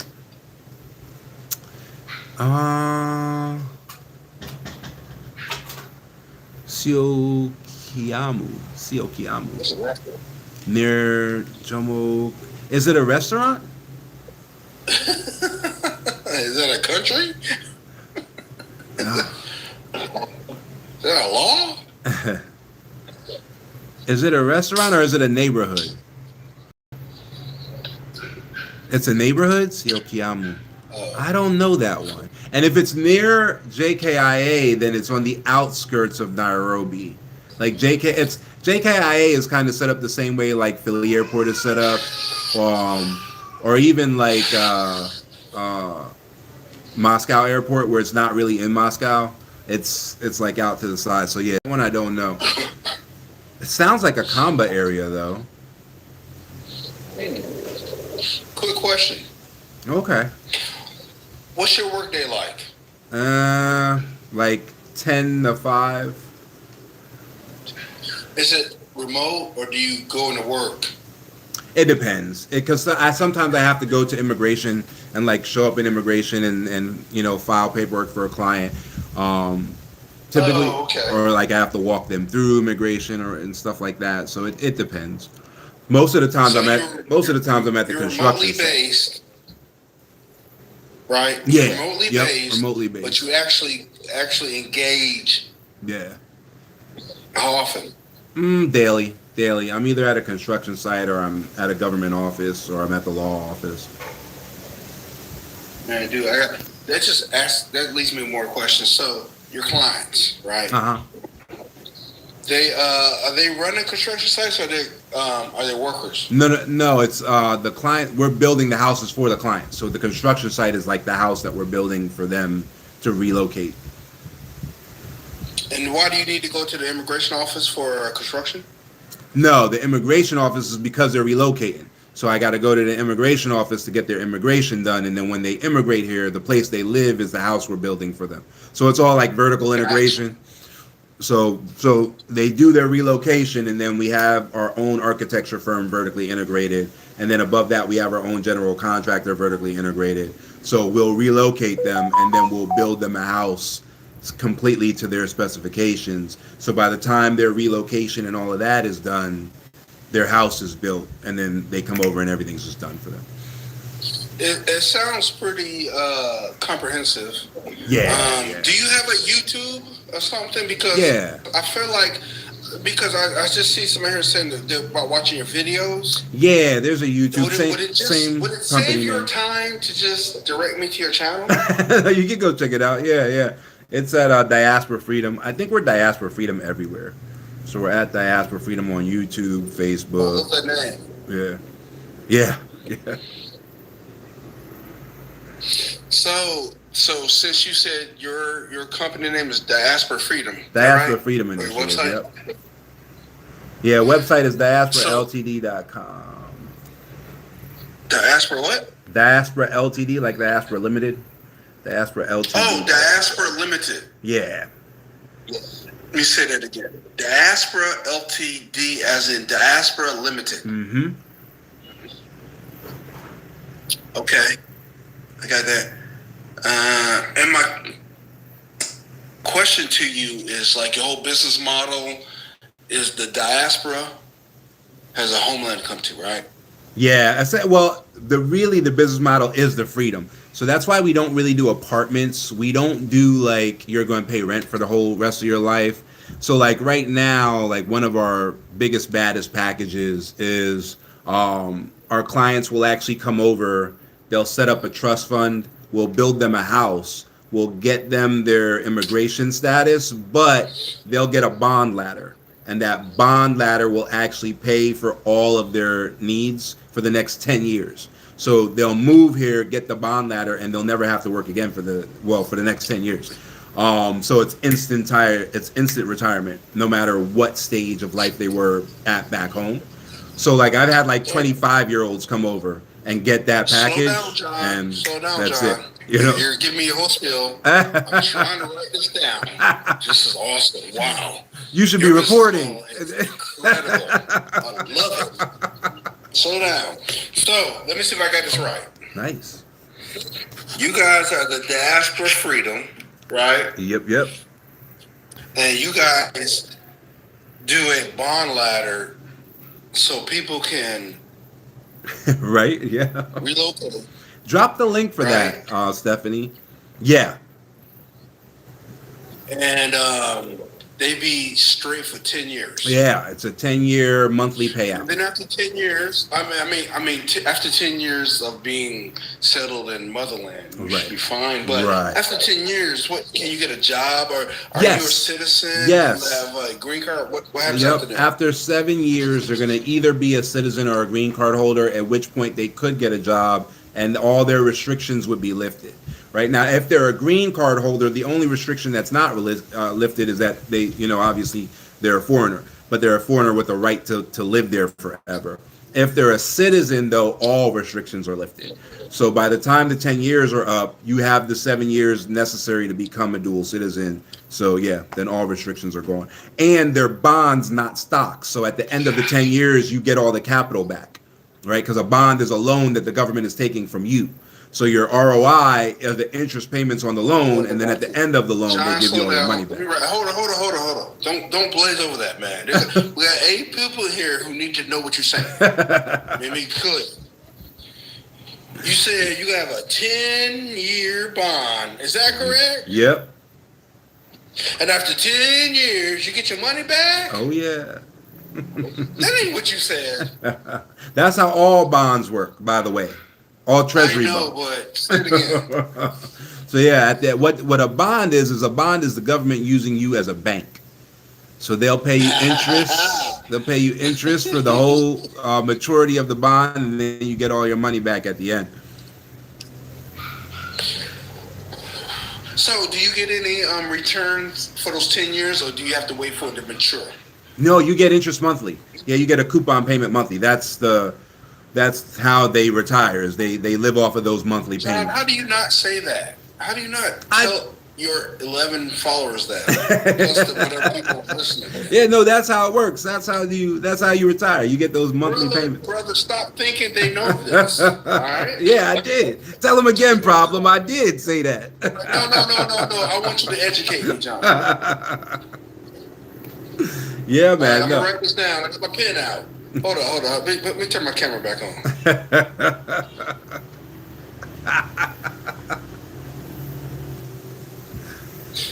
To be clear, what you offer. To be clear, I don't want to elaborate, or I don't want to lie or nothing. You are offering anybody the opportunity to buy their freedom in 10 years, right? Right. With a bond. Right. Yep. How much is that? No, bond? not in 10 years. They get it immediately. It lasts 10 years. I know, but I want to make it clear. Mm-hmm. It's a 10-year bond. Yep. Well, no. So what it is we have targets. So our target is a minimum of 10 years and a minimum of 10% gross ROI. Most of our clients get closer to 20 years. But I didn't know bonds were like adjustable. Yeah, I thought so- they were set. every month they are set, but every month 2 new bonds come out. So when we build that ladder, we don't know which bonds are coming out like next month. So this month, the 2 bonds, one of them is like 8 years and the other one's 13. So the 13-year bond hits our criteria. So it's 13% ROI, 13.4, and it's 13 years long. So they're getting more than 10 years and more than 10%, right? And so most of our clients, each bond is more than 10 years and more than 10%. But those are that, so that we can talk numbers. We talk 10 years and 10%, so we can make the numbers, work Makes out. sense. Right. I was hoping you thank could give you, me some Stephanie. like really simple line. It's not real. 10 years, 10%. Yeah, 10 years, 10%. That's our little. I'll go with that. Yeah. All right, It's a 10-year Stephanie. bond at 10%, Mm-hmm. and it's guaranteed. Yep. Unless the That's country what you were gets saying, nuked. ladder. If the country disappears, then the bond payment disappears. That's Right. your risk in a treasury, in a sovereign debt treasury, is a sovereign default, which means the government don't exist anymore. Yeah. Yeah, the country ain't going nowhere. Exactly. But again, you said it's 10 years, 10% guaranteed, but it really more 13 years Right. and laddered. Right. Yep. Damn, man, I hope you could have said it in like one line. And No? the thing with us is it's a coupon ladder. A lot of folks who have done a bond ladder in the past, they do maturity ladders, right? So you ladder maturity of bonds when the bond is going to come to fruition. This is a coupon ladder. So this is laddering the ROI of the bond so that you get paid every month. All right, so it's a different thing there. But this one is focusing on monthly cash flow. That's why it's not focusing on yearly ROI. It's focusing on monthly ROI. Right, because you're doing this ladder. Exactly. So it pays off immediately. Exactly. Yep. Man, I was hoping to get some kind of simple way to say that. Yeah. Well, and you know what problem? And here's an interesting thing that I think sometimes I kind of glaze over. I'm happy you said that. There's a minimum amount to make sure that you can live off the bond, and not have to work for the 10 years. There's actually no minimum amount. That's what we're talking about. Right. So in We need order, to come up with these like round figures that make it make sense. Like, right, what do I need to invest? right, How much is my income? hmm, And when do I have to stop worrying about stuff? right. So if you come Can you see in, those figures right now? if, I know you have them in your head. yeah, if you come in, you What's don't the want to have to work again. It's 85,000 to come in, and then you would get, Hold on, 85K. yep, 85K US dollars. And that would end up putting you in a position where you're guaranteed a minimum of 50,000 Kenyan shillings a month. Right? So you're guaranteed, For 10 years? and that's for 10 years, minimum of 10 years. At the How come end, you say that way? at the end of the term, you would get, it would be in Kenyan shillings, of course, you would get 6,300,000 Kenyan shillings at the end of the term. Yeah, so this is financing. Yeah, yeah, yeah. The government's taking a loan from you, and they're paying you interest every month. And at the end of the loan, they give you your principal back. I know that number sounds steep, but man, that's a Yeah. Now, if you're not trying to live off of it, 85,000 is cheap for oh wow, sovereignty yeah, and freedom. 10 years, yeah, I wish people absolutely, just heard that. yeah, absolutely, Because people, you have to have 100+ K in your retirement. right, If you did 20 years, absolutely, all right. absolutely. We get Okay. that all the time. We did an end of year man. special where it was 185 and you got the house. So that was the house plus the ladder and the immigration and all of that other stuff, you know. Hold on. The 85 is the citizenship, not the house. The 85 is the citizenship and the bond ladder. Yep. Another 100K for the house. Right. And Ooh, that's, that's so cheap. yeah. Oh my goodness. Yep. Are you not selling that, man? Yeah, Brother? man. We sold out. The bond ladder we can't sell out of, but we sold out of the land. Hey, this is so crazy. It's like it's 185,000 for freedom Yeah. from the police powering us. Hello. Yeah. For real education. Hello. Oh, Okay. Hewlett, did you get that? I see you asking the same question. Did you get it? Completely. Brother, We're I should actually invoice not you. completely sold out. We do have one left. You hear me, John? Nah. I should invoice you. Yeah. I should invoice you because you ain't selling. Well, I guess you sold out. We got one left. But the fact, brother, man, everybody should be buying. Oh yeah. Well, when we ended up having to go get another acre, when we announced it, the end of year special, it sold out in 3 days. And then it was Christmas time, and in Christmas, the government shuts down in Kenya. So we were trying to get another acre of land, but we couldn't do the land transfer until the government official came back from Christmas holiday. And so, yeah. But yeah, man, sold out in 3 days. I'm glad you are prospering. Yeah, it's been good. I can't complain about that. And you know what? It's always a mission. How It ain't about the money. it? How about it? If you're on mission, the money comes. You know what I mean? This is not a pitch. How about We that? should talk. Yeah, man. Let's do it.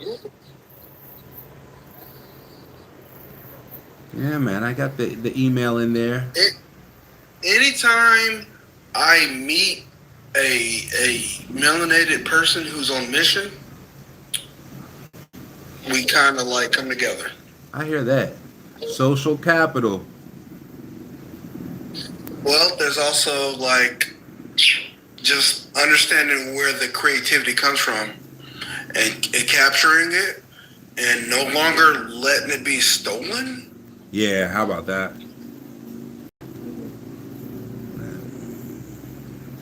Make sure I have that. Okay. It can be repeated. Yeah, the issue with that is we don't know where the interest rate on the bond is going to be after your maturity. right? So after the maturity, right now, the reason why the bond ladder thing even works is because of how high the interest rates are right now. So we had like February of 2024, that bond's interest rate was 18.46%. So it's like double the S&P 500, right? The last bond that just came out is 13.4% ROI. So, you know, right now the bond rates are super duper high. In 10 years, it might be what it is in America, which is 4%, which at 4%, then it's like, it's not really worth it anymore. That's why our target is 10%. But everything so far has been above 10%.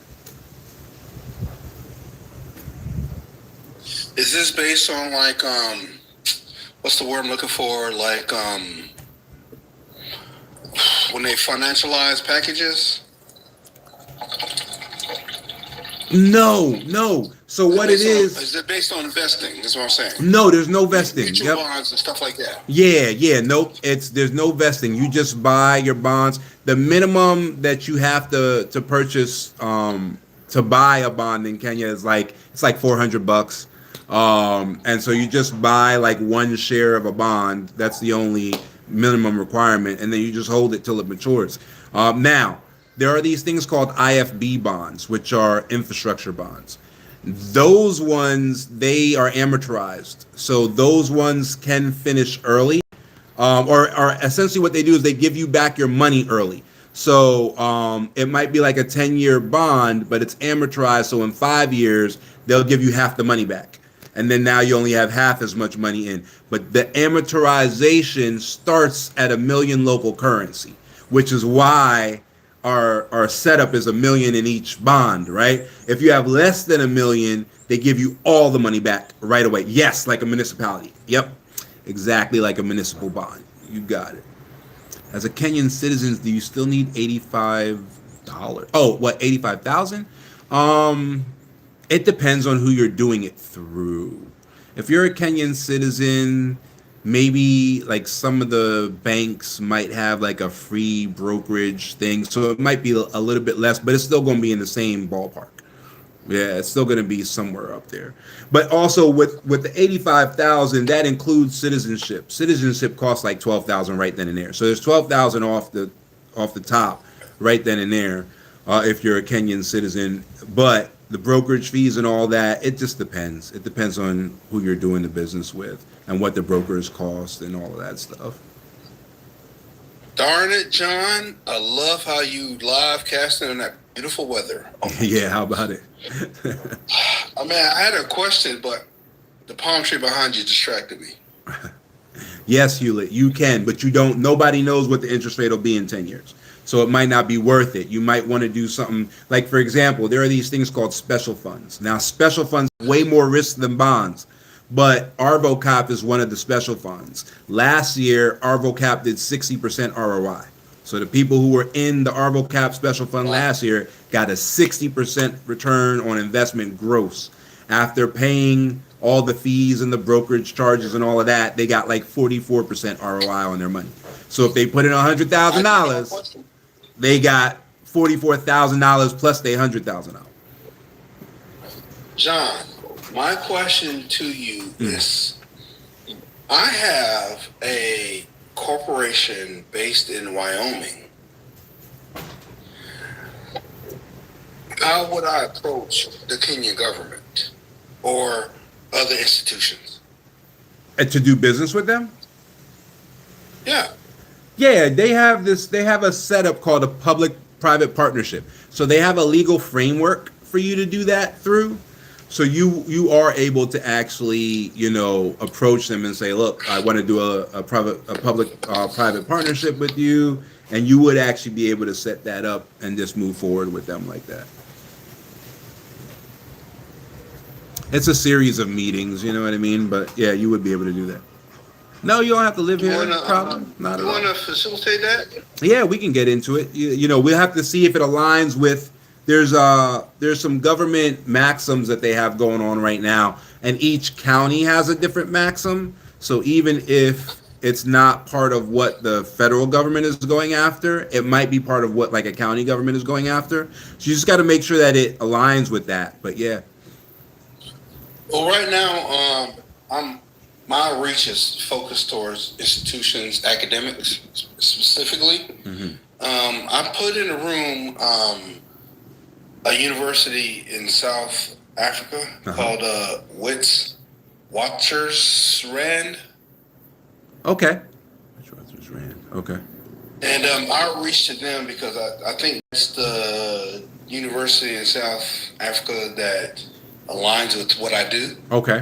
which is governance. Okay.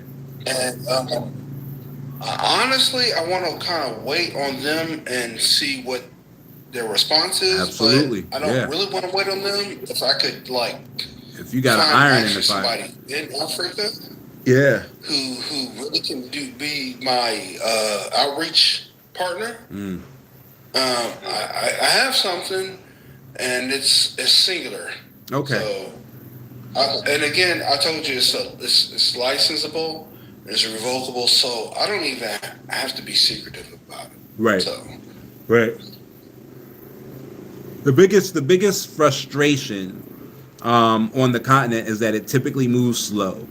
That's the biggest frustration, and there's not a way to make it move fast.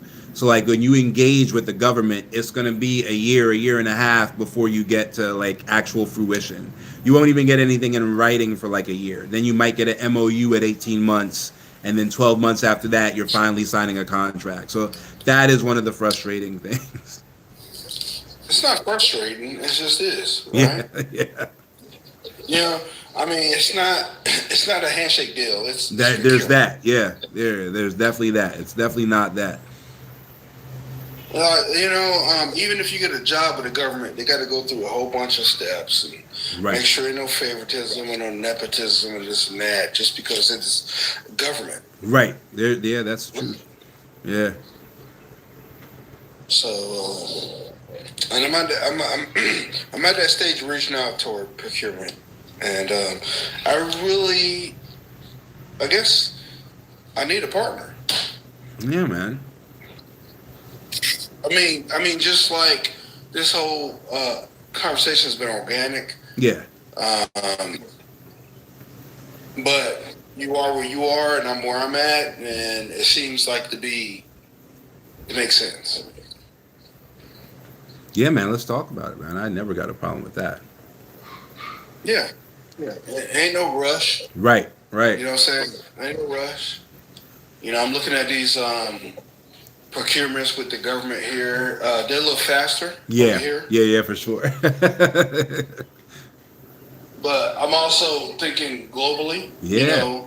Being a part of the diaspora, my whole mission is diaspora focused. And you're registered in SAM then, huh? Yeah. Okay, cool. Because sometimes that can make it faster. Like sometimes they'll do a deal, like an embassy deal, and then do it through SAM, and that'll get you onboarded super fast. I registered the other day. I'm waiting on. I submitted my EIN and articles of incorporation, this and that. So I'm waiting on approval. Okay. But everything's real, so it's just a matter of process. All right. Sounds good to me. Yeah, man. I started this last year. Very nice. Very nice, man. I hear that. Let's see. Yeah. I keep neglecting. I'm sorry, guys. I'm so sorry. I keep forgetting that So YouTube is on. Make sure you pay attention. Right? Who is SAM? SAM is the System for Award Management. It is sam.gov. And that is how you get government contracts and federal grants. You do not need to be a U.S. company to be registered in SAM, but if you're not a U.S. company, then there's an extra step in order for you to get registered. What is that? STTIR, something like that? The foreign step is actually the NATO cage. You can't get a cage code if you're not a U.S. company, because cage comes from the DoD. I'm not asking you the foreign step. I'm talking about like me. There's a couple of procurement programs, Mm-hmm. right? and I'm applying for them now. Okay. And let's see, and they're small business programs, by the way. Oh, okay. And one was AppFit, APFIT. Oh, yeah. Yeah. You familiar with that? Yeah.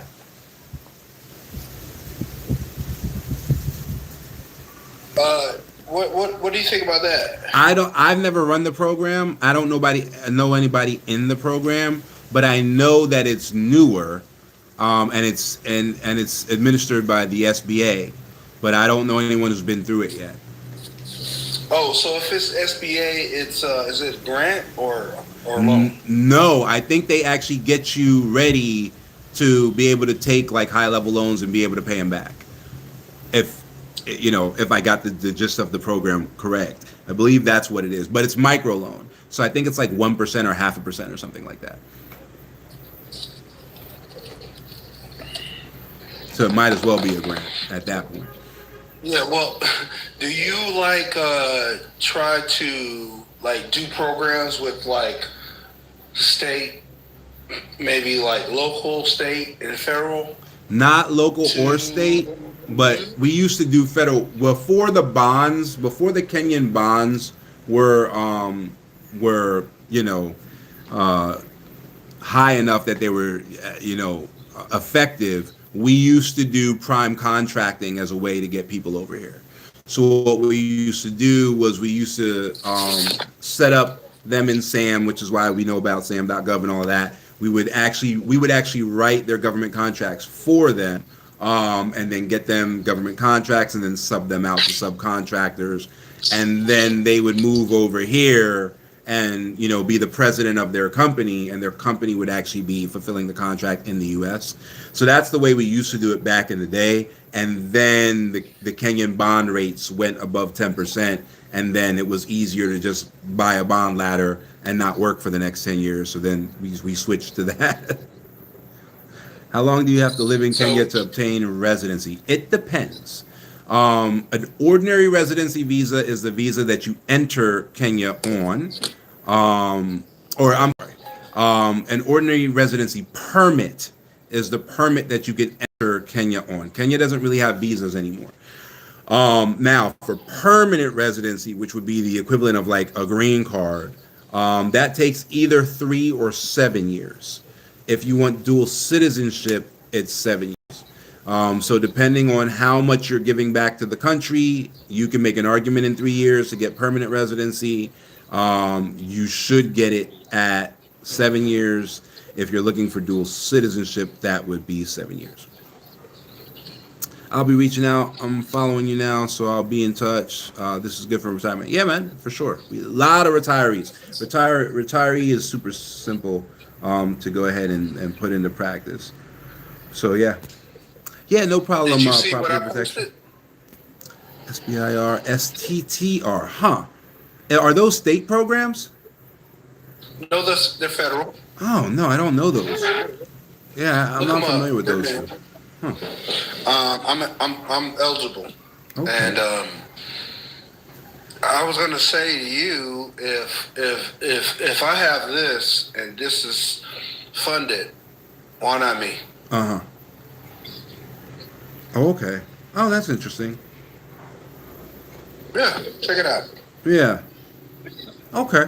Hey, You're welcome, property I'm glad I protection. could be a resource. Yeah. Yeah. It looks like they're tech focused. That looks good, man. Should And one- I am tech. Since the USD is losing value. I don't know if they should do it since the USD is losing value. We do it so that they can essentially retire at any age and move over here and not have to worry about money, right? So that question almost moves into the range of like investment advice, right? Like we don't do it for the actual investment, we do it for cash flow. So for us, it's actually a business decision, not an investment decision. But as a hedge against the US dollar losing value, I don't know if that's, a savvy Forex decision, weighed out by the data, right? So like a real Forex broker would break down the data on that and give you like a solid, answer. For us, that's not the point.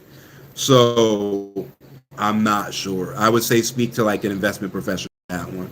Let me turn on this light real quick because the sunset is happening right now.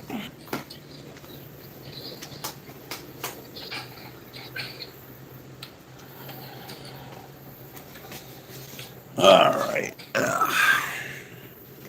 Now, another thing, if I wanted to open a construction company there, how's that process? It's simple. Our law firm would just process it for you the same way we would process, your ordinary residency permit. You would just have an investor permit. If you want to own a business here, that's the permit that you would have to have. So if you were coming here and you were planning on already like having us build you a house and all of that stuff, you would be spending enough money to qualify for an investor permit anyway.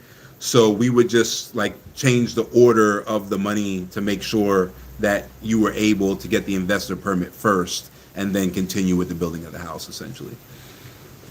But if you buy bonds now, retire in 10 years, that's an option, right? Yeah, you can, because what you could do is you could buy the bonds now. When you buy our bond package, that also includes an offshore trust. So the offshore trust would manage the bonds. And so you could buy the bonds and then the trust would take the interest from the bonds and reinvest them as you see fit, or it could just sit in a bank account. We don't recommend that though, because inflation would eat away at it, especially if you're going to wait 10 years. So it could be reinvesting the money that's coming out of the bonds and making higher returns. And 10 years down the road, you could have a ton of money sitting in that trust fund. So no, but I did buy a law firm. So I own shares, like I'm the shareholder of a law firm, and the lawyers, do their stuff. So no, not an attorney. Do have a legal background, yes, but not an attorney. But I do own a law firm out here. Oh, that's awesome. Yeah, definitely. Where are you barred, or where are you practicing now?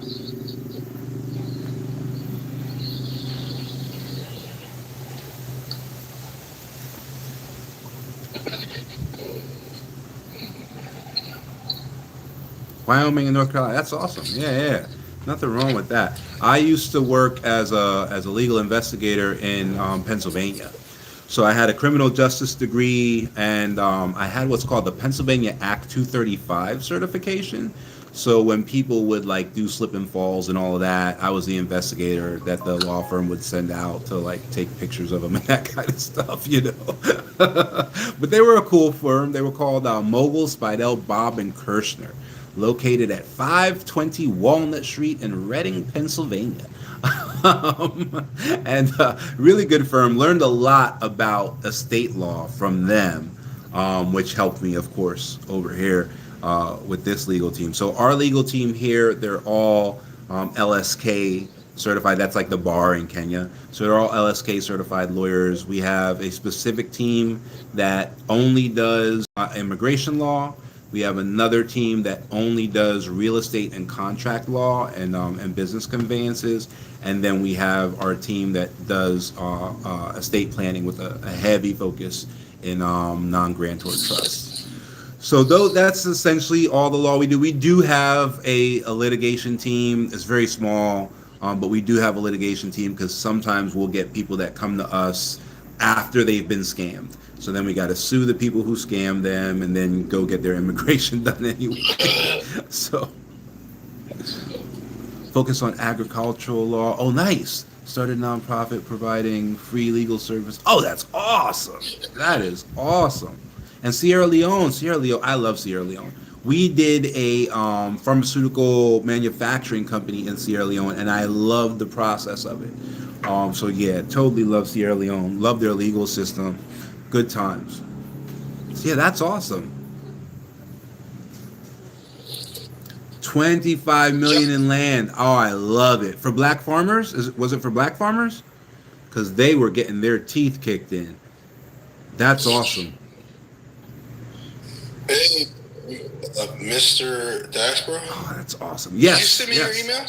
Yeah. You know what? I have your email. I'll email you as soon as this live is over. I'll send you an email and you'll have it. Appreciate it. Anytime. Yeah, I have a proposal for you. Yeah, man. Yeah, for sure. That is super cool property protection. I really, really love that because they were getting their teeth kicked in. I'm so happy you were doing that work. Yeah, Thank you. Can I thank her too? yeah, Can I absolutely. thank Shoot, property? absolutely. Property. That chicken, those chicken wings you Protection. eating for the Super Bowl, she made that possible. Thank you. Because I like beef too. And I love black farmers. So we got to protect our own. You know what's funny though? When Trump, started his nonsense and it started affecting the farmers, the black farmers were cool because they were so boxed out of all of the the whatever the ag grants and all of that stuff. They didn't get any of it. They Yeah. don't get nothing. Yeah. I need a retirement and working too. I know that's right. Come on to you know what? Let's talk for sure. We'll definitely we'll definitely do something cool for you. I still have a fight here though. You know. Yeah. My retirement is gonna be in Africa for sure. Right. Cause I ain't gonna retire here. Right. They hate us. Yeah.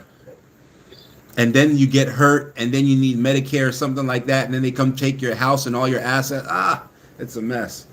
It's a mess. Dude, I plan on leaving here and renting out my house and employing people to run my business. Right. I hear you. 100%. Maybe white people. I don't care. Listen, exit. Yeah, I mean, somebody will be willing to buy it. Exit out of there. Get a 4X and call it a day. No, I don't want to sell it. I want them to work for me. Man.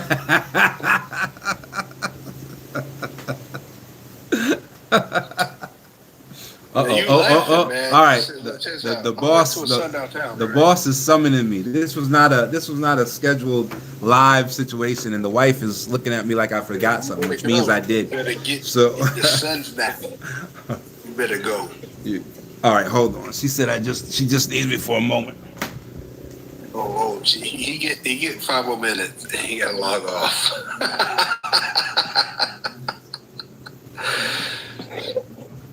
Property protection. Can we hook up?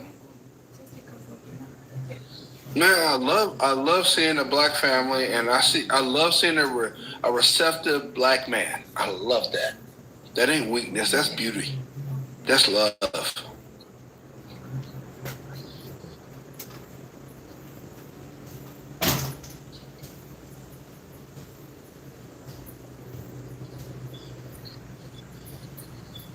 I'm gonna just add you, follow you. Hey, property protection. I just followed you.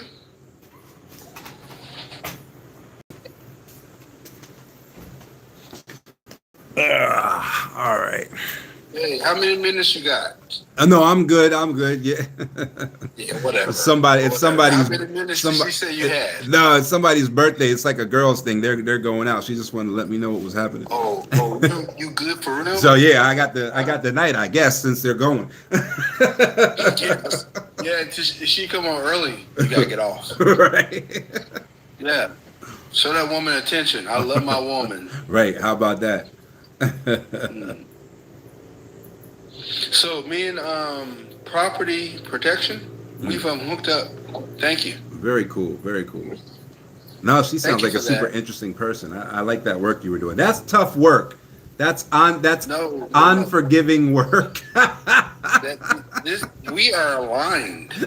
We are 3 people who love our people. How much for the trust? If it's an unfunded trust, we do it for about $6,000. Above that, we'll do a funded trust for about $10,000. Now, if the person wants to be the trustee, then it's going to be a grantor trust, but they can do that. If they want to build generational wealth and they want it to be a non-grantor trust so that they don't have to worry about IRS, then we have a trust company, a foreign trust company that steps in as trustee and they can be beneficiary. So that's at around the 10,000 mark. So if they just want the trust in place, but it's unfunded, we'll just do the work for about 6,000. It'll be done. And then if they want it funded, we'll typically put a bond in it. So we'll typically put a government bond in it and go from there. If you want it for retirement, yeah, I mean, we can do it. And then if you want a bond ladder in there, like we were talking about, and you want it to be enough of a bond ladder that it actually covers your wants while you're here, then we can just do it as one big package. So we can get into that. And then your immigration would be included in that as well. So if we package it out, your immigration could be in there. And you could upgrade, put a whole house in there if you wanted to. So we could do it as deep as you want to do it. How do you build generational wealth? Typically with offshore trusts that have bond ladders inside of them. Even if there's not a bond ladder inside of them, we'll typically do an offshore trust. Like, for example, we had a couple that did an offshore trust. The beneficiaries of the trust were their grandkids. They put in a tax return, so it was about $3,000, somewhere in that neighborhood. And they have that compounding currently. There's a 25-year bond that they bought. It's 25 years, and the interest rate on that, when it's a bond, it's called a coupon payment. The coupon payment on that was 15.5%.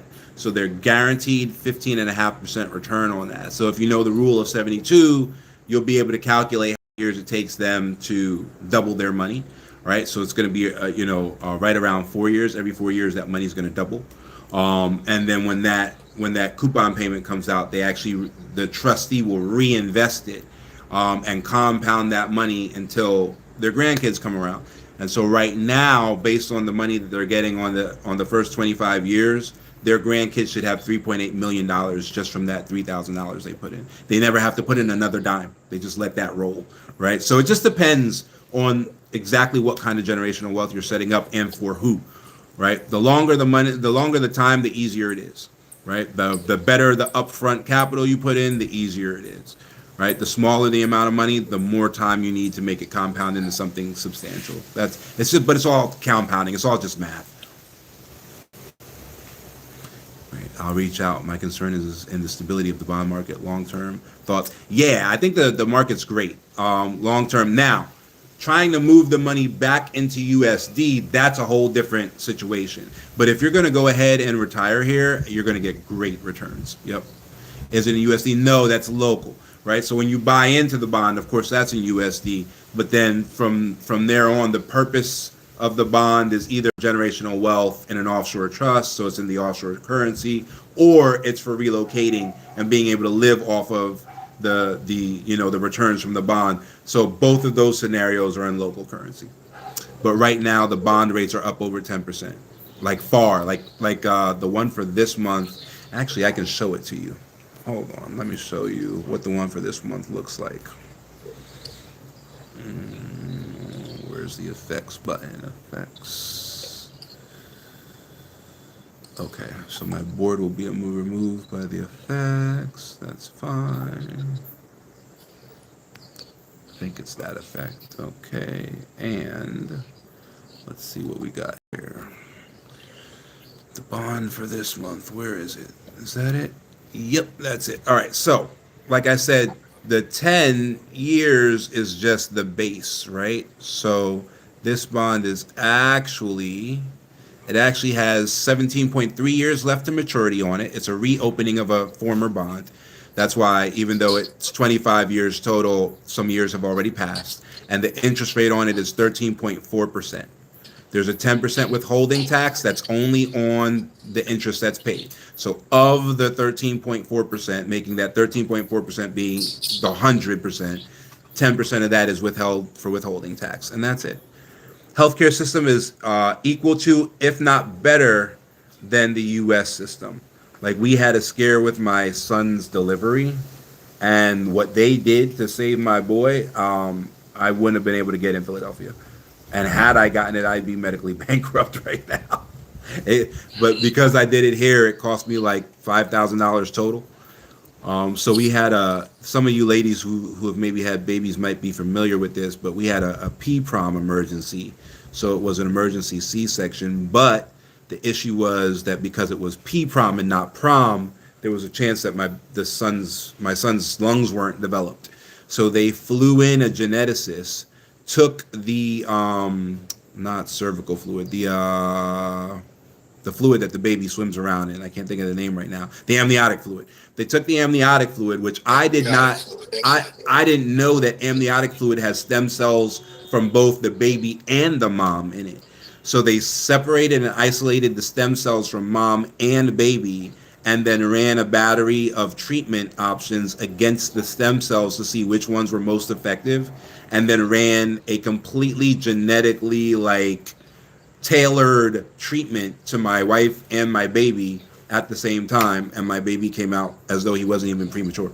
Fully developed lungs, fully developed everything. He has no asthma, he has no breathing problems, like crazy. Whereas when I called back to the Naval Yard in Philly, which was my regular doctor at Jefferson, they were like, "Yeah, kid's gonna have asthma forever." Like that's the way this works. When this happens, at best, your kid's gonna have asthma. Don't think about no sports. Don't think about no nothing. And they like grew him in her womb, and then so it was pretty wild to the point where the doctors in Philly were like, "We'd like to make contact with your medical team in Kenya." So yeah, medical, no problem at all. And if you're like a military vet, Kenya? yeah, definitely, yep. And if you're military We keep thinking vet, that we are like the best in medical. oh man, I used to think that too. We are not. Yeah. But if you have VA, if you're Yeah, 100% people service here now. connected, you can do that out here as well. Like you can use your VA service connect out here. John, Yeah. my oldest child is 27 years old, Nice. and his disability has been autism. Ah. And if I'd have been in China, they would have served him better. Yes, absolutely. Absolutely. I wouldn't have said that about Kenya, but I can't help but believe that America would not have, so Kenya would have. Yeah. They have these we actually have a bunch of clients that come just because of the autism support in Kenya, but they have really robust autism support here. And China's next level. Like China is amazing. They have a whole island in China for autistic kids. Yeah. So, dude, trust me. My son has been autistic for 25 years of his life. I have been on the forefront of what has been happening and how it's developed. And I know in this country, they really don't care. Yeah. Or you have to be paying hundreds of thousands of dollars a year to get service that. Yeah. Yeah.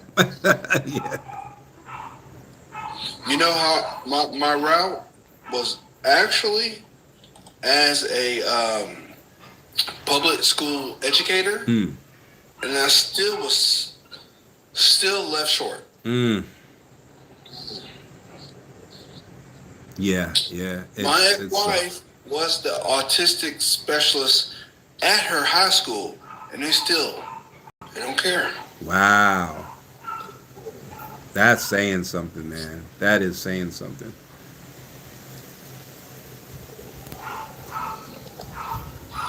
Man, and I hate to be such a downer. No, I get it.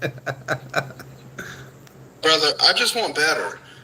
So I got to call out the nonsense. Yeah, no, I hear you 100%. 100%. And that's exactly what it is. Because we can do better. I'm on the spectrum.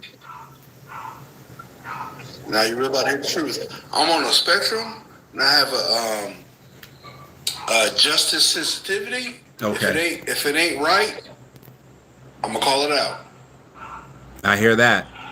Hey, property, if you go to the website that's these are all my business accounts. So the website is there. You go to the website, there's a little booking thing up in the corner.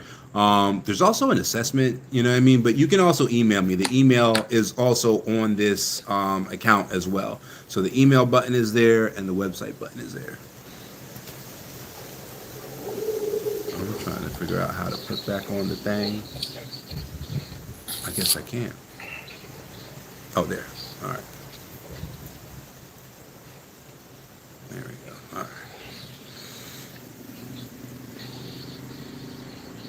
Yeah, we'll talk. Yeah, shoot me an email though. We'll talk. Another question. Oh yeah, another question. Go ahead.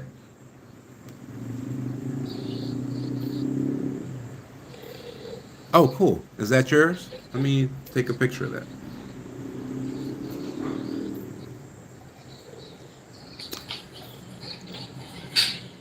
I have been here for about 5 years. However, I've been married to a Kenyan for 7. So I'm actually getting my dual citizenship now.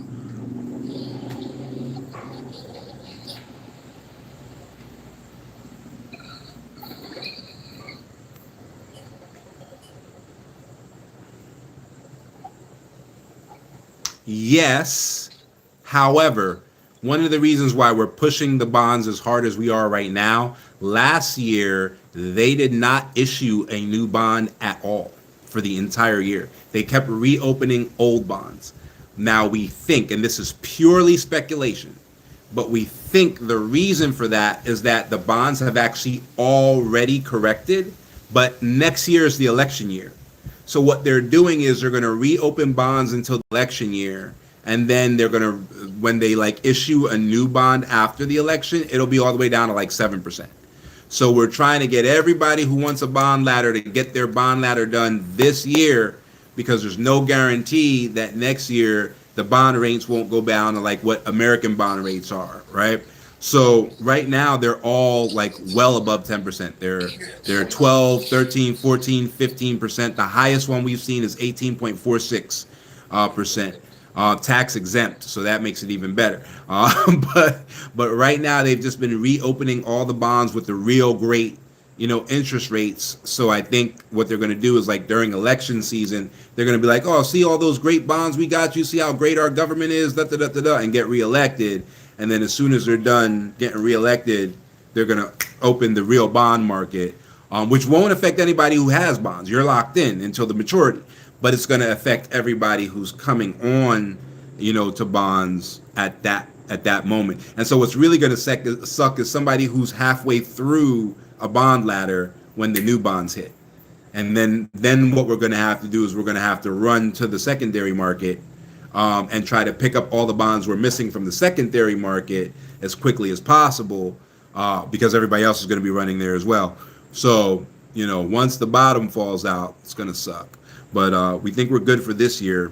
And then hopefully during the elections, we should be good throughout, that time as well.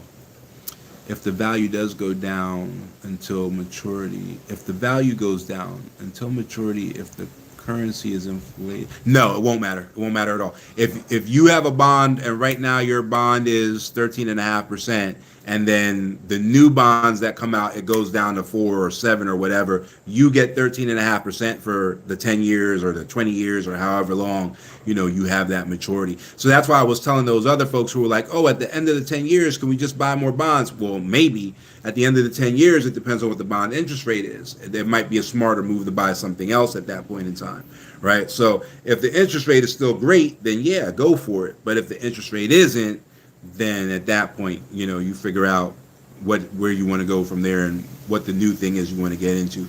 Typically what we've been seeing, we've been doing the bond ladder since 2023. That's when it started beefing up, right? And so the folks who've been in it for a while, they've already gotten to an equilibrium place where they don't spend it all every month. And so they're already making investments in other things. And so they're already diversified into special funds. And they were doing money market back in 2023. Money market's kind of fallen off. There was IFTs as well. So there's IFTs, money market, individual stocks if you want to get into that. Some people who are really savvy are trading derivatives. That's not for a beginner. But if you know what you're doing, you can diversify in whatever you want, right? And so there's these things called special funds. Special funds are virtually identical to hedge funds, except for a hedge fund, you typically need $1 million minimum to get in. For a special fund, you don't, right? So for a special fund, you can typically get in for $300, right? So, but they operate just like hedge funds, and all of the special funds that we've worked with, the worst one did a 20% return on investment last year. The best one did 60% return on investment, which was ArboCap. So you can Google ArboCap special fund, and you'll see there's 60% ROI. And then there's Mansa X special fund, and there's Oak special fund. They did 20 respectively. One did 22, the other one did like 21.6 or something like that. But yeah, so that's how that's been playing out, for the people who are already in the program. Hey, John, I got another question. Yeah, go ahead. So, No, not a special purpose vehicle. No, it's not that. It's literally a hedge fund. It's just not with that minimum like buy-in. It's almost identical to a hedge fund. Dollars. Their hedges are diversified with a focus on capital preservation is essentially how they're doing it. So my question to you is, I'm new to the whole financing industry. Sure. Because I have an IP now, basically. Right, yeah. And hedge funds, blah blah blah. The point is, I get what you're saying, and can I be a player in this field just on IP without having to actually to do the licensing and everything? Because I have that, I'm available, but since I'm a startup, basically, that's what I'm asking. Yeah, you can open a public company here and take it public whenever you want. But they actually have a public structure.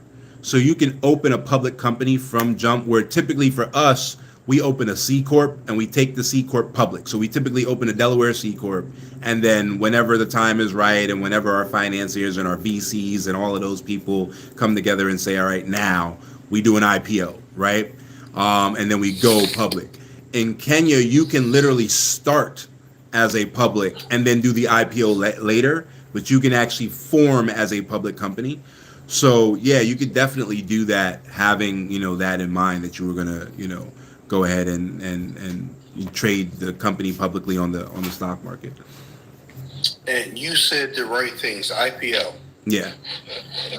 My IP is not offered, so it's private. Right. So what I'm saying is, what opportunities and listen what I'm about to say, do we have? From an IP perspective? Yeah, I'm saying I'm willing to send you a proposal, but I don't have access to the markets you have. Uh-huh. So the question is there like IP opportunity? Maybe it would. So for IP, it would be royalty or it would be licensing. And so yeah, there's always an opportunity, I suppose. Yeah, it would just have to make sense. But yeah, let me see the proposal. Like I said, I'll send you the email right after this, and just shoot me the proposal, and we'll go from there. Because if I can't do nothing with it, I might be able to plug you into somebody who can. Again, not trying to be pushy, but this is exactly what I'm trying to say. Yeah. I have a private IP. Right. Now, I'm not doing no IPO. Yeah, so the IPO is the initial public offering. That's not really that IP, but yeah, you can have a private company here, and then sell everything and license everything privately. You can actually have a private company that is formed as a public company. You can actually do that as well, because it's not actually part of the general public just because it's public. It's public to its selling of shares. Private companies trade shares privately. Public companies, they're still private, but they sell their shares publicly, and then you can go IPO and actually go on the stock market. But that's not an IP thing. That's just the initial public offering of the shares to the stock market. But yeah, there's definitely opportunity in the IP space for sure. Okay. Because thank you. Yeah, there's private equity out here. So I'll stop pushing. I will stop pushing. You send me an email. I'll send you an email, and we'll talk there. Yeah, for sure. We're up to 17 people. And again, John, talk to John. John has a very great offering, and I love it. We try to make it simple. What's going on, Django? People have the 401ks, right? They got 401ks. Yep. They got RAs. Yep. And they can buy right to the program. Give me 1 second, Django. Let me let Darren land here. My bad. No, I'm gonna log off, man. I was just gonna say thank you for having a great offering.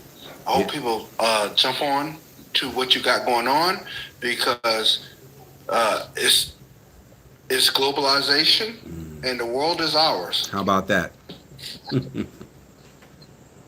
I appreciate you, brother. I'll see you soon, man. Go ahead, Django. I see you, property protection. I'm going to answer your question as soon as we hear what Django has to say here.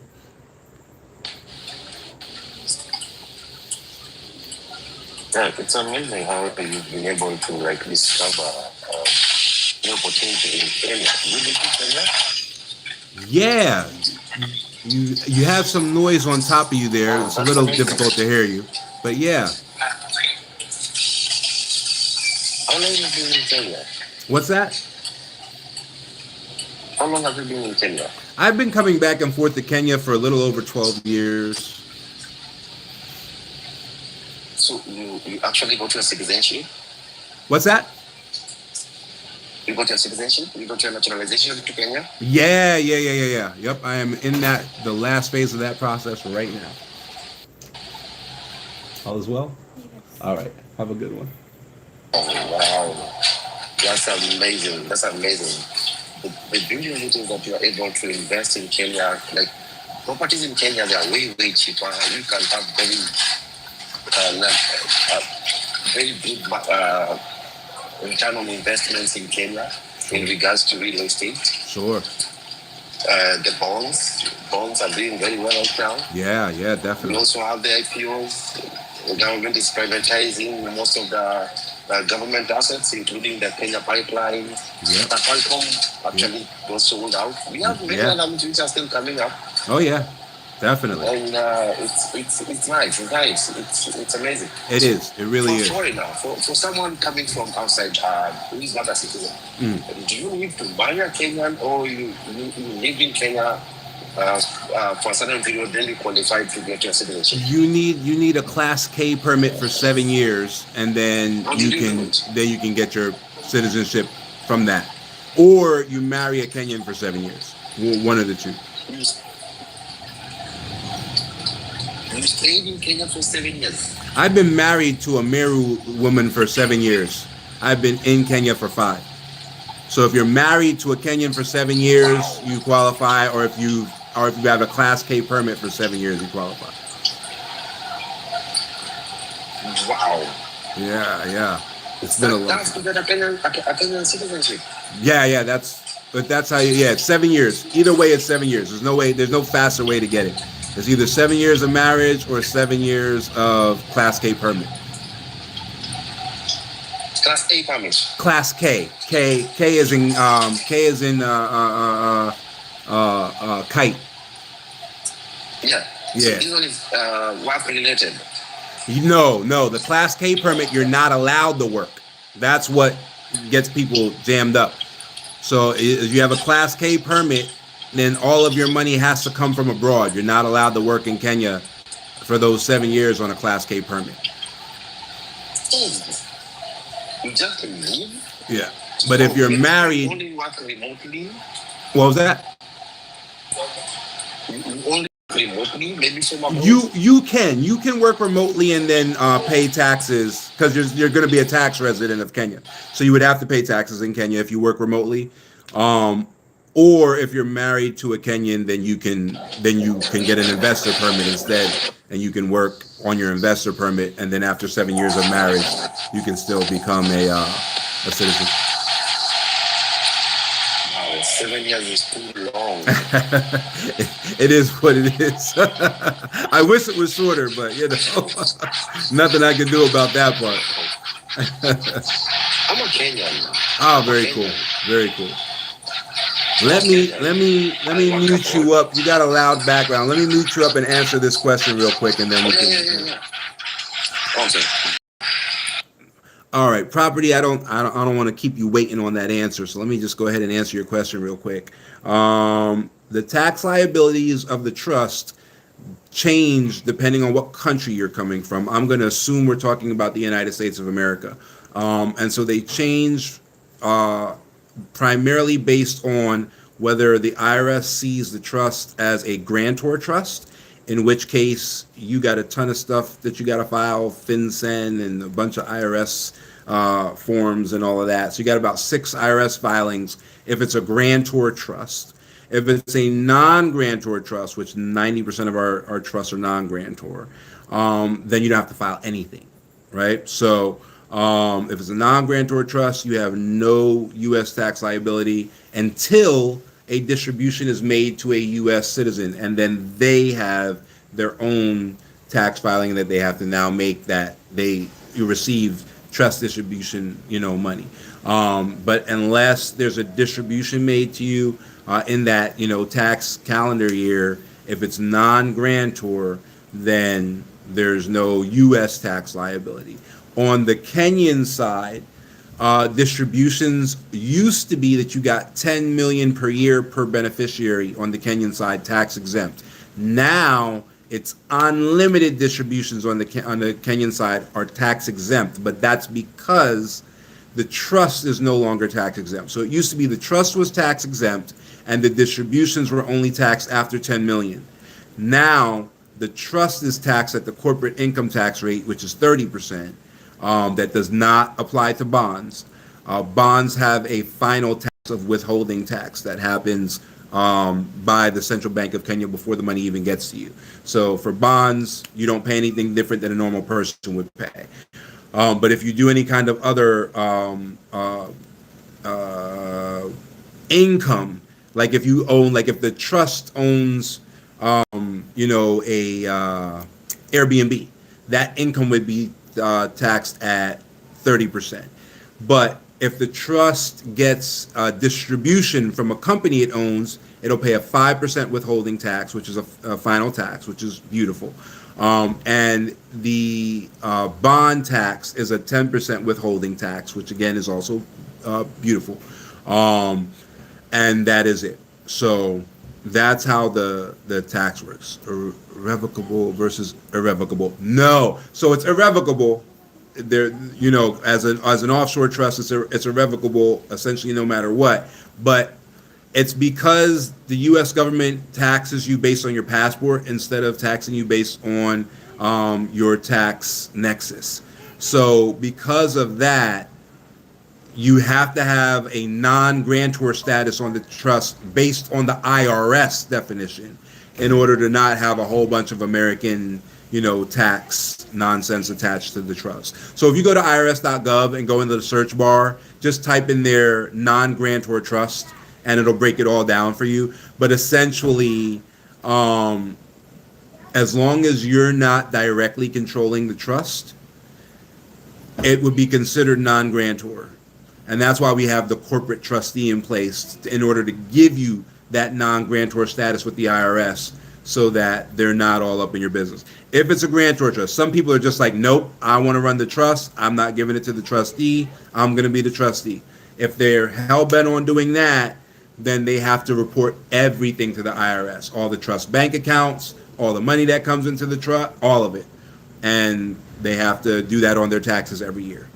So the non-grantor is irrevocable. Yep, the non-grantor is going to be an irrevocable trust. Because if it's revocable, then you're not going to be able to make the argument that it's non-grantor. Because that means you control the trust, and you'd be able to control it by revoking it. So for the non-grantor, it's going to have to be irrevocable, and you're going to have to be the beneficiary, if anything at all, but not the trustee. How I describe when I draft client's trust. Are you asking me? Or are you saying that's what you do? Sorry. This social media is now we see where the punctuation matters.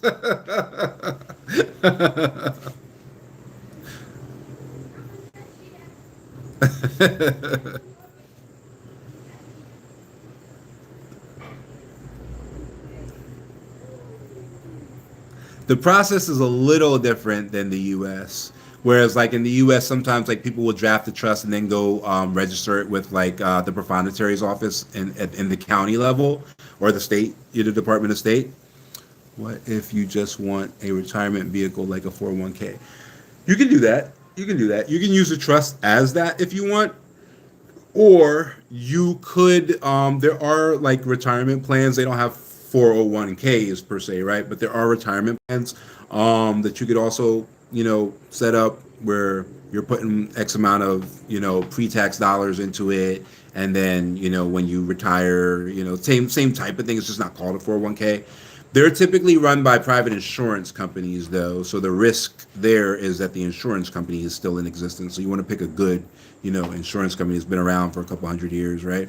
But yeah, you can do stuff like that. There is like a government Social Security type thing. It's called NSF, National Social Security Fund, But typically, the diasporans, like the people who are moving here from like America, Canada, UK, which are our top 3 markets, they use the trust as like a 401k. Because a lot of them, what they'll do is they'll look at the bonds and they'll say, okay, fine, I can get a bond for 16% ROI. So I'll pull my 401k. That means that next year at tax time, I got to pay a 10% penalty.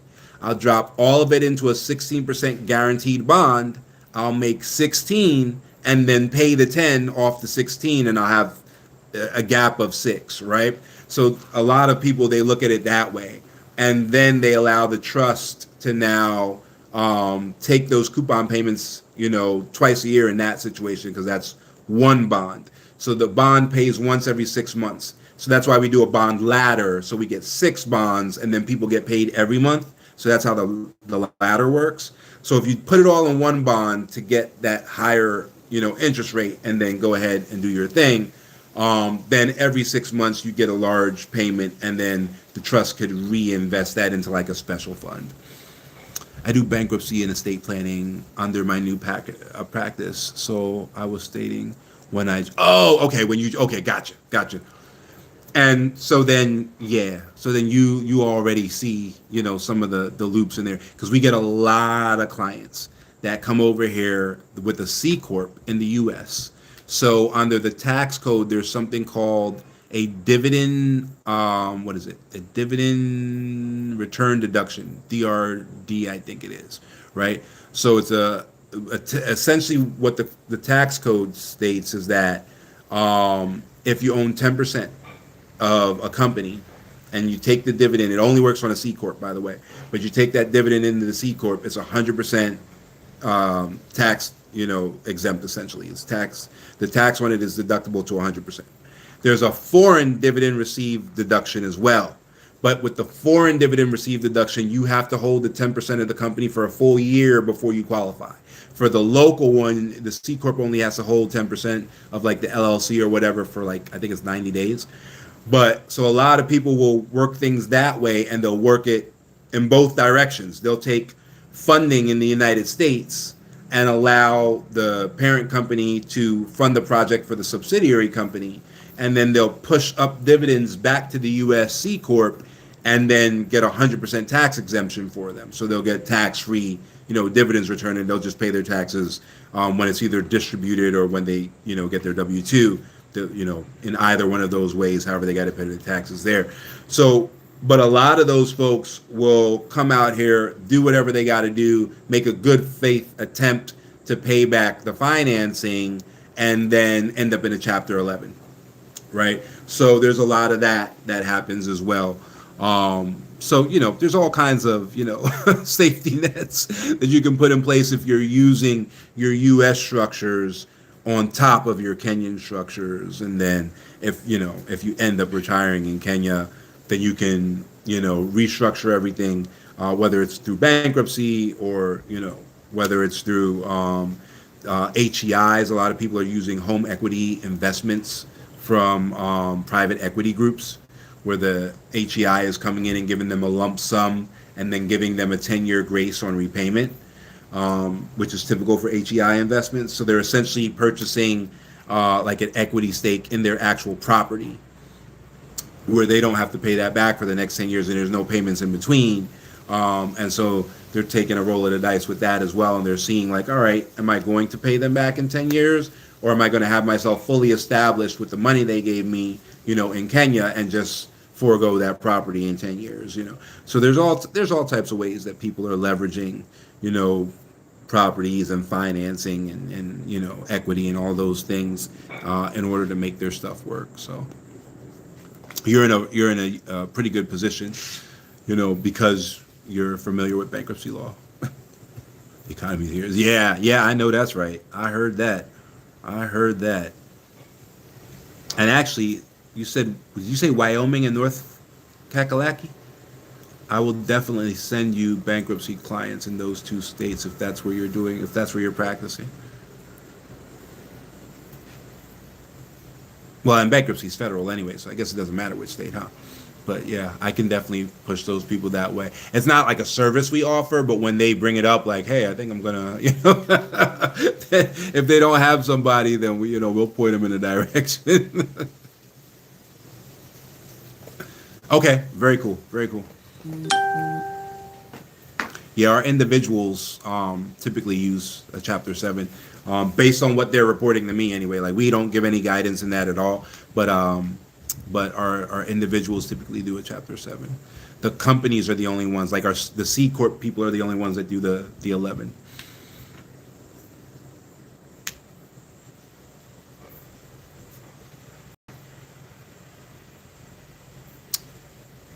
Most people I know have an LLC. Where the C Corp people come from? Oh, so because the cost of living is so much cheaper here, we have a lot of clients that are startup founders, and now they need to dump every penny they can into their startup. And so instead of living in Manhattan, they need to live somewhere where they can get everything they got in Manhattan, but way cheaper. And so they'll move out here and they'll do a bunch of work out here. And so those are the people that have the C Corps. What have you been eating? Jesus. What's going on? Are you feeding him now? Oh, you just finished feeding him? Oh, okay. All right. Is it good? Okay. Yeah, so that's where all the C Corps are coming from. Most startup founders have a Delaware C Corp. Most venture capitalists require them to. It's federal, but need to be licensed in each state. Ah, gotcha. Okay.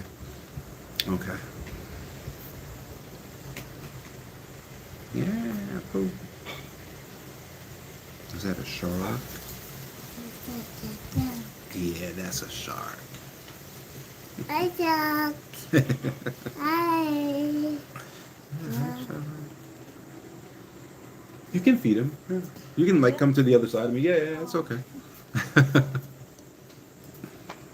Yeah. Yeah, no, you're right. Most people do have an LLC, Tato. that we engage with. But yeah, those startup founders, yeah. Tato. Most rich people have moved to South Dakota, Wyoming, and Alaska. You know what?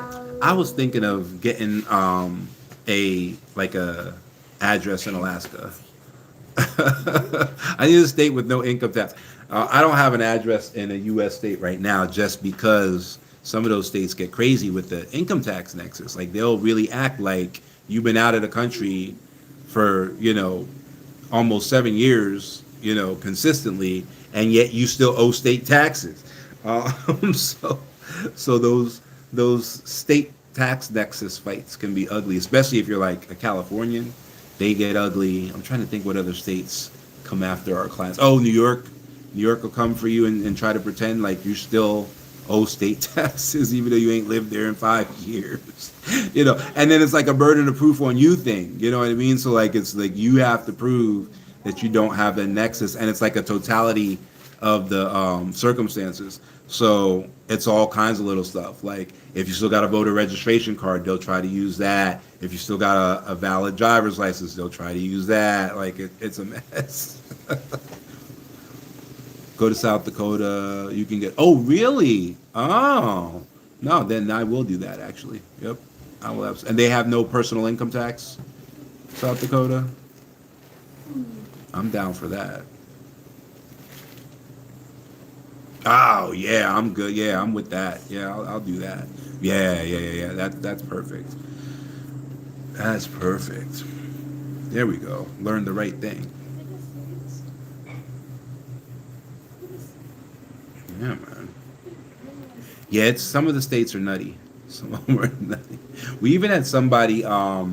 We had somebody from Pennsylvania. Like, it popped up once. It only happened once. We do have a lot of Pennsylvania because I'm from Philly, so we do have a lot of Pennsylvania folks come through. But only once was Pennsylvania like, no, you owe, you owe like school district tax. You know, the person's like, I haven't lived in America in 4 years. Like, what are you talking about? But we get like our clients like driver's licenses here and all of that. So we do have like quite a stack of paperwork to kind of prove that their tax nexus is here, including their tax filings, right? That helps as well. In Lancaster County, oh, that's awesome. Yeah. I used to go down past Lancaster County to Shady Maples Smorgasbord, you know, the biggest buffet, I guess, you know, on the East Coast or in the U.S., one of the two. But yeah, Lancaster is a great county. Yeah. It's God's country. It's farms and cows. That's for sure. Even Lancaster City is like, you know. I think their biggest college is Lancaster Bible College, so that lets you know what kind of kind of county it is. But definitely a cool place.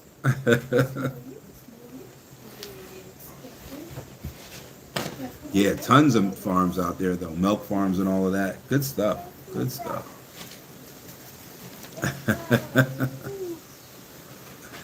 Thanks, Salati.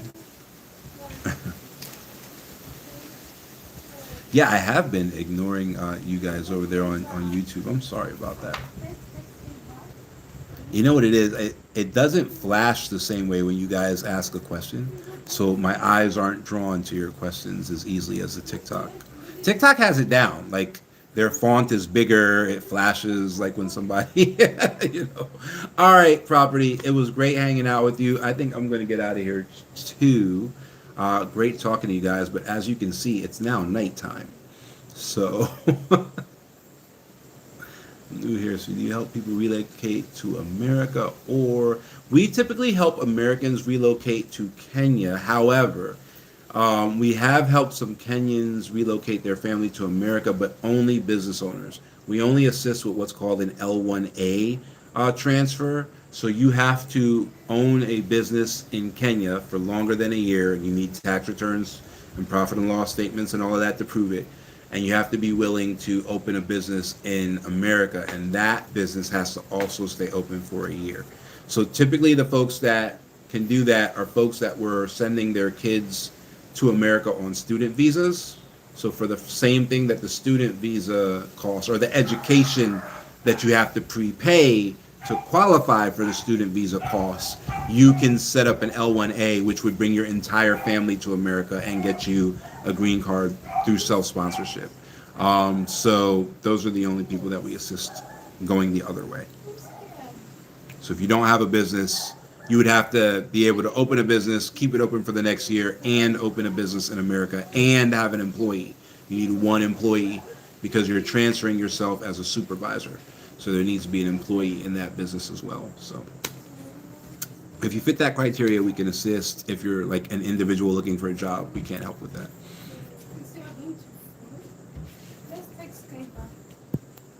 All right. I think that's it, guys. It's been 3 hours. I didn't even notice that, but it's been 3 hours. It is now dark here in Deanna Beach. And I am going to go and get a shawarma for dinner. So I think that is it. I will call it. Where am I going for shawarma? I'm going to Big Knife shawarma. So so I'm going to get the shawarma for dinner, And I think that's it for me tonight, guys. Thanks for hanging out with me. All right. If you're watching this, you are on one of our business accounts. So our email, our website, or even our phone number is in the account. You call now, ain't nobody gonna answer. Right? It's nighttime. But yeah, you guys can get in touch with us that way. We have an assessment on the website. The assessment is free. If you take the assessment, it'll give you a pretty good idea as to whether you qualify or not. If you're borderline, though, the assessment errs on the side of caution. So one of our people might send you an email and be like, look, it looks like you do qualify, but you're borderline, so our assessment, kicked you out. But if you do qualify, just straight up qualify, the assessment will tell you right away. So depending on what you're focused on, there's a generational wealth assessment, there is an immigration assessment, and for those of you guys who are in business, we have a mergers and acquisitions assessment as well if you're trying to buy into business here in Kenya. So with that, it was great hanging out with you guys. Thanks for hanging out with me for 3 whole hours. That's a crazy amount of time. And I will talk to you guys later.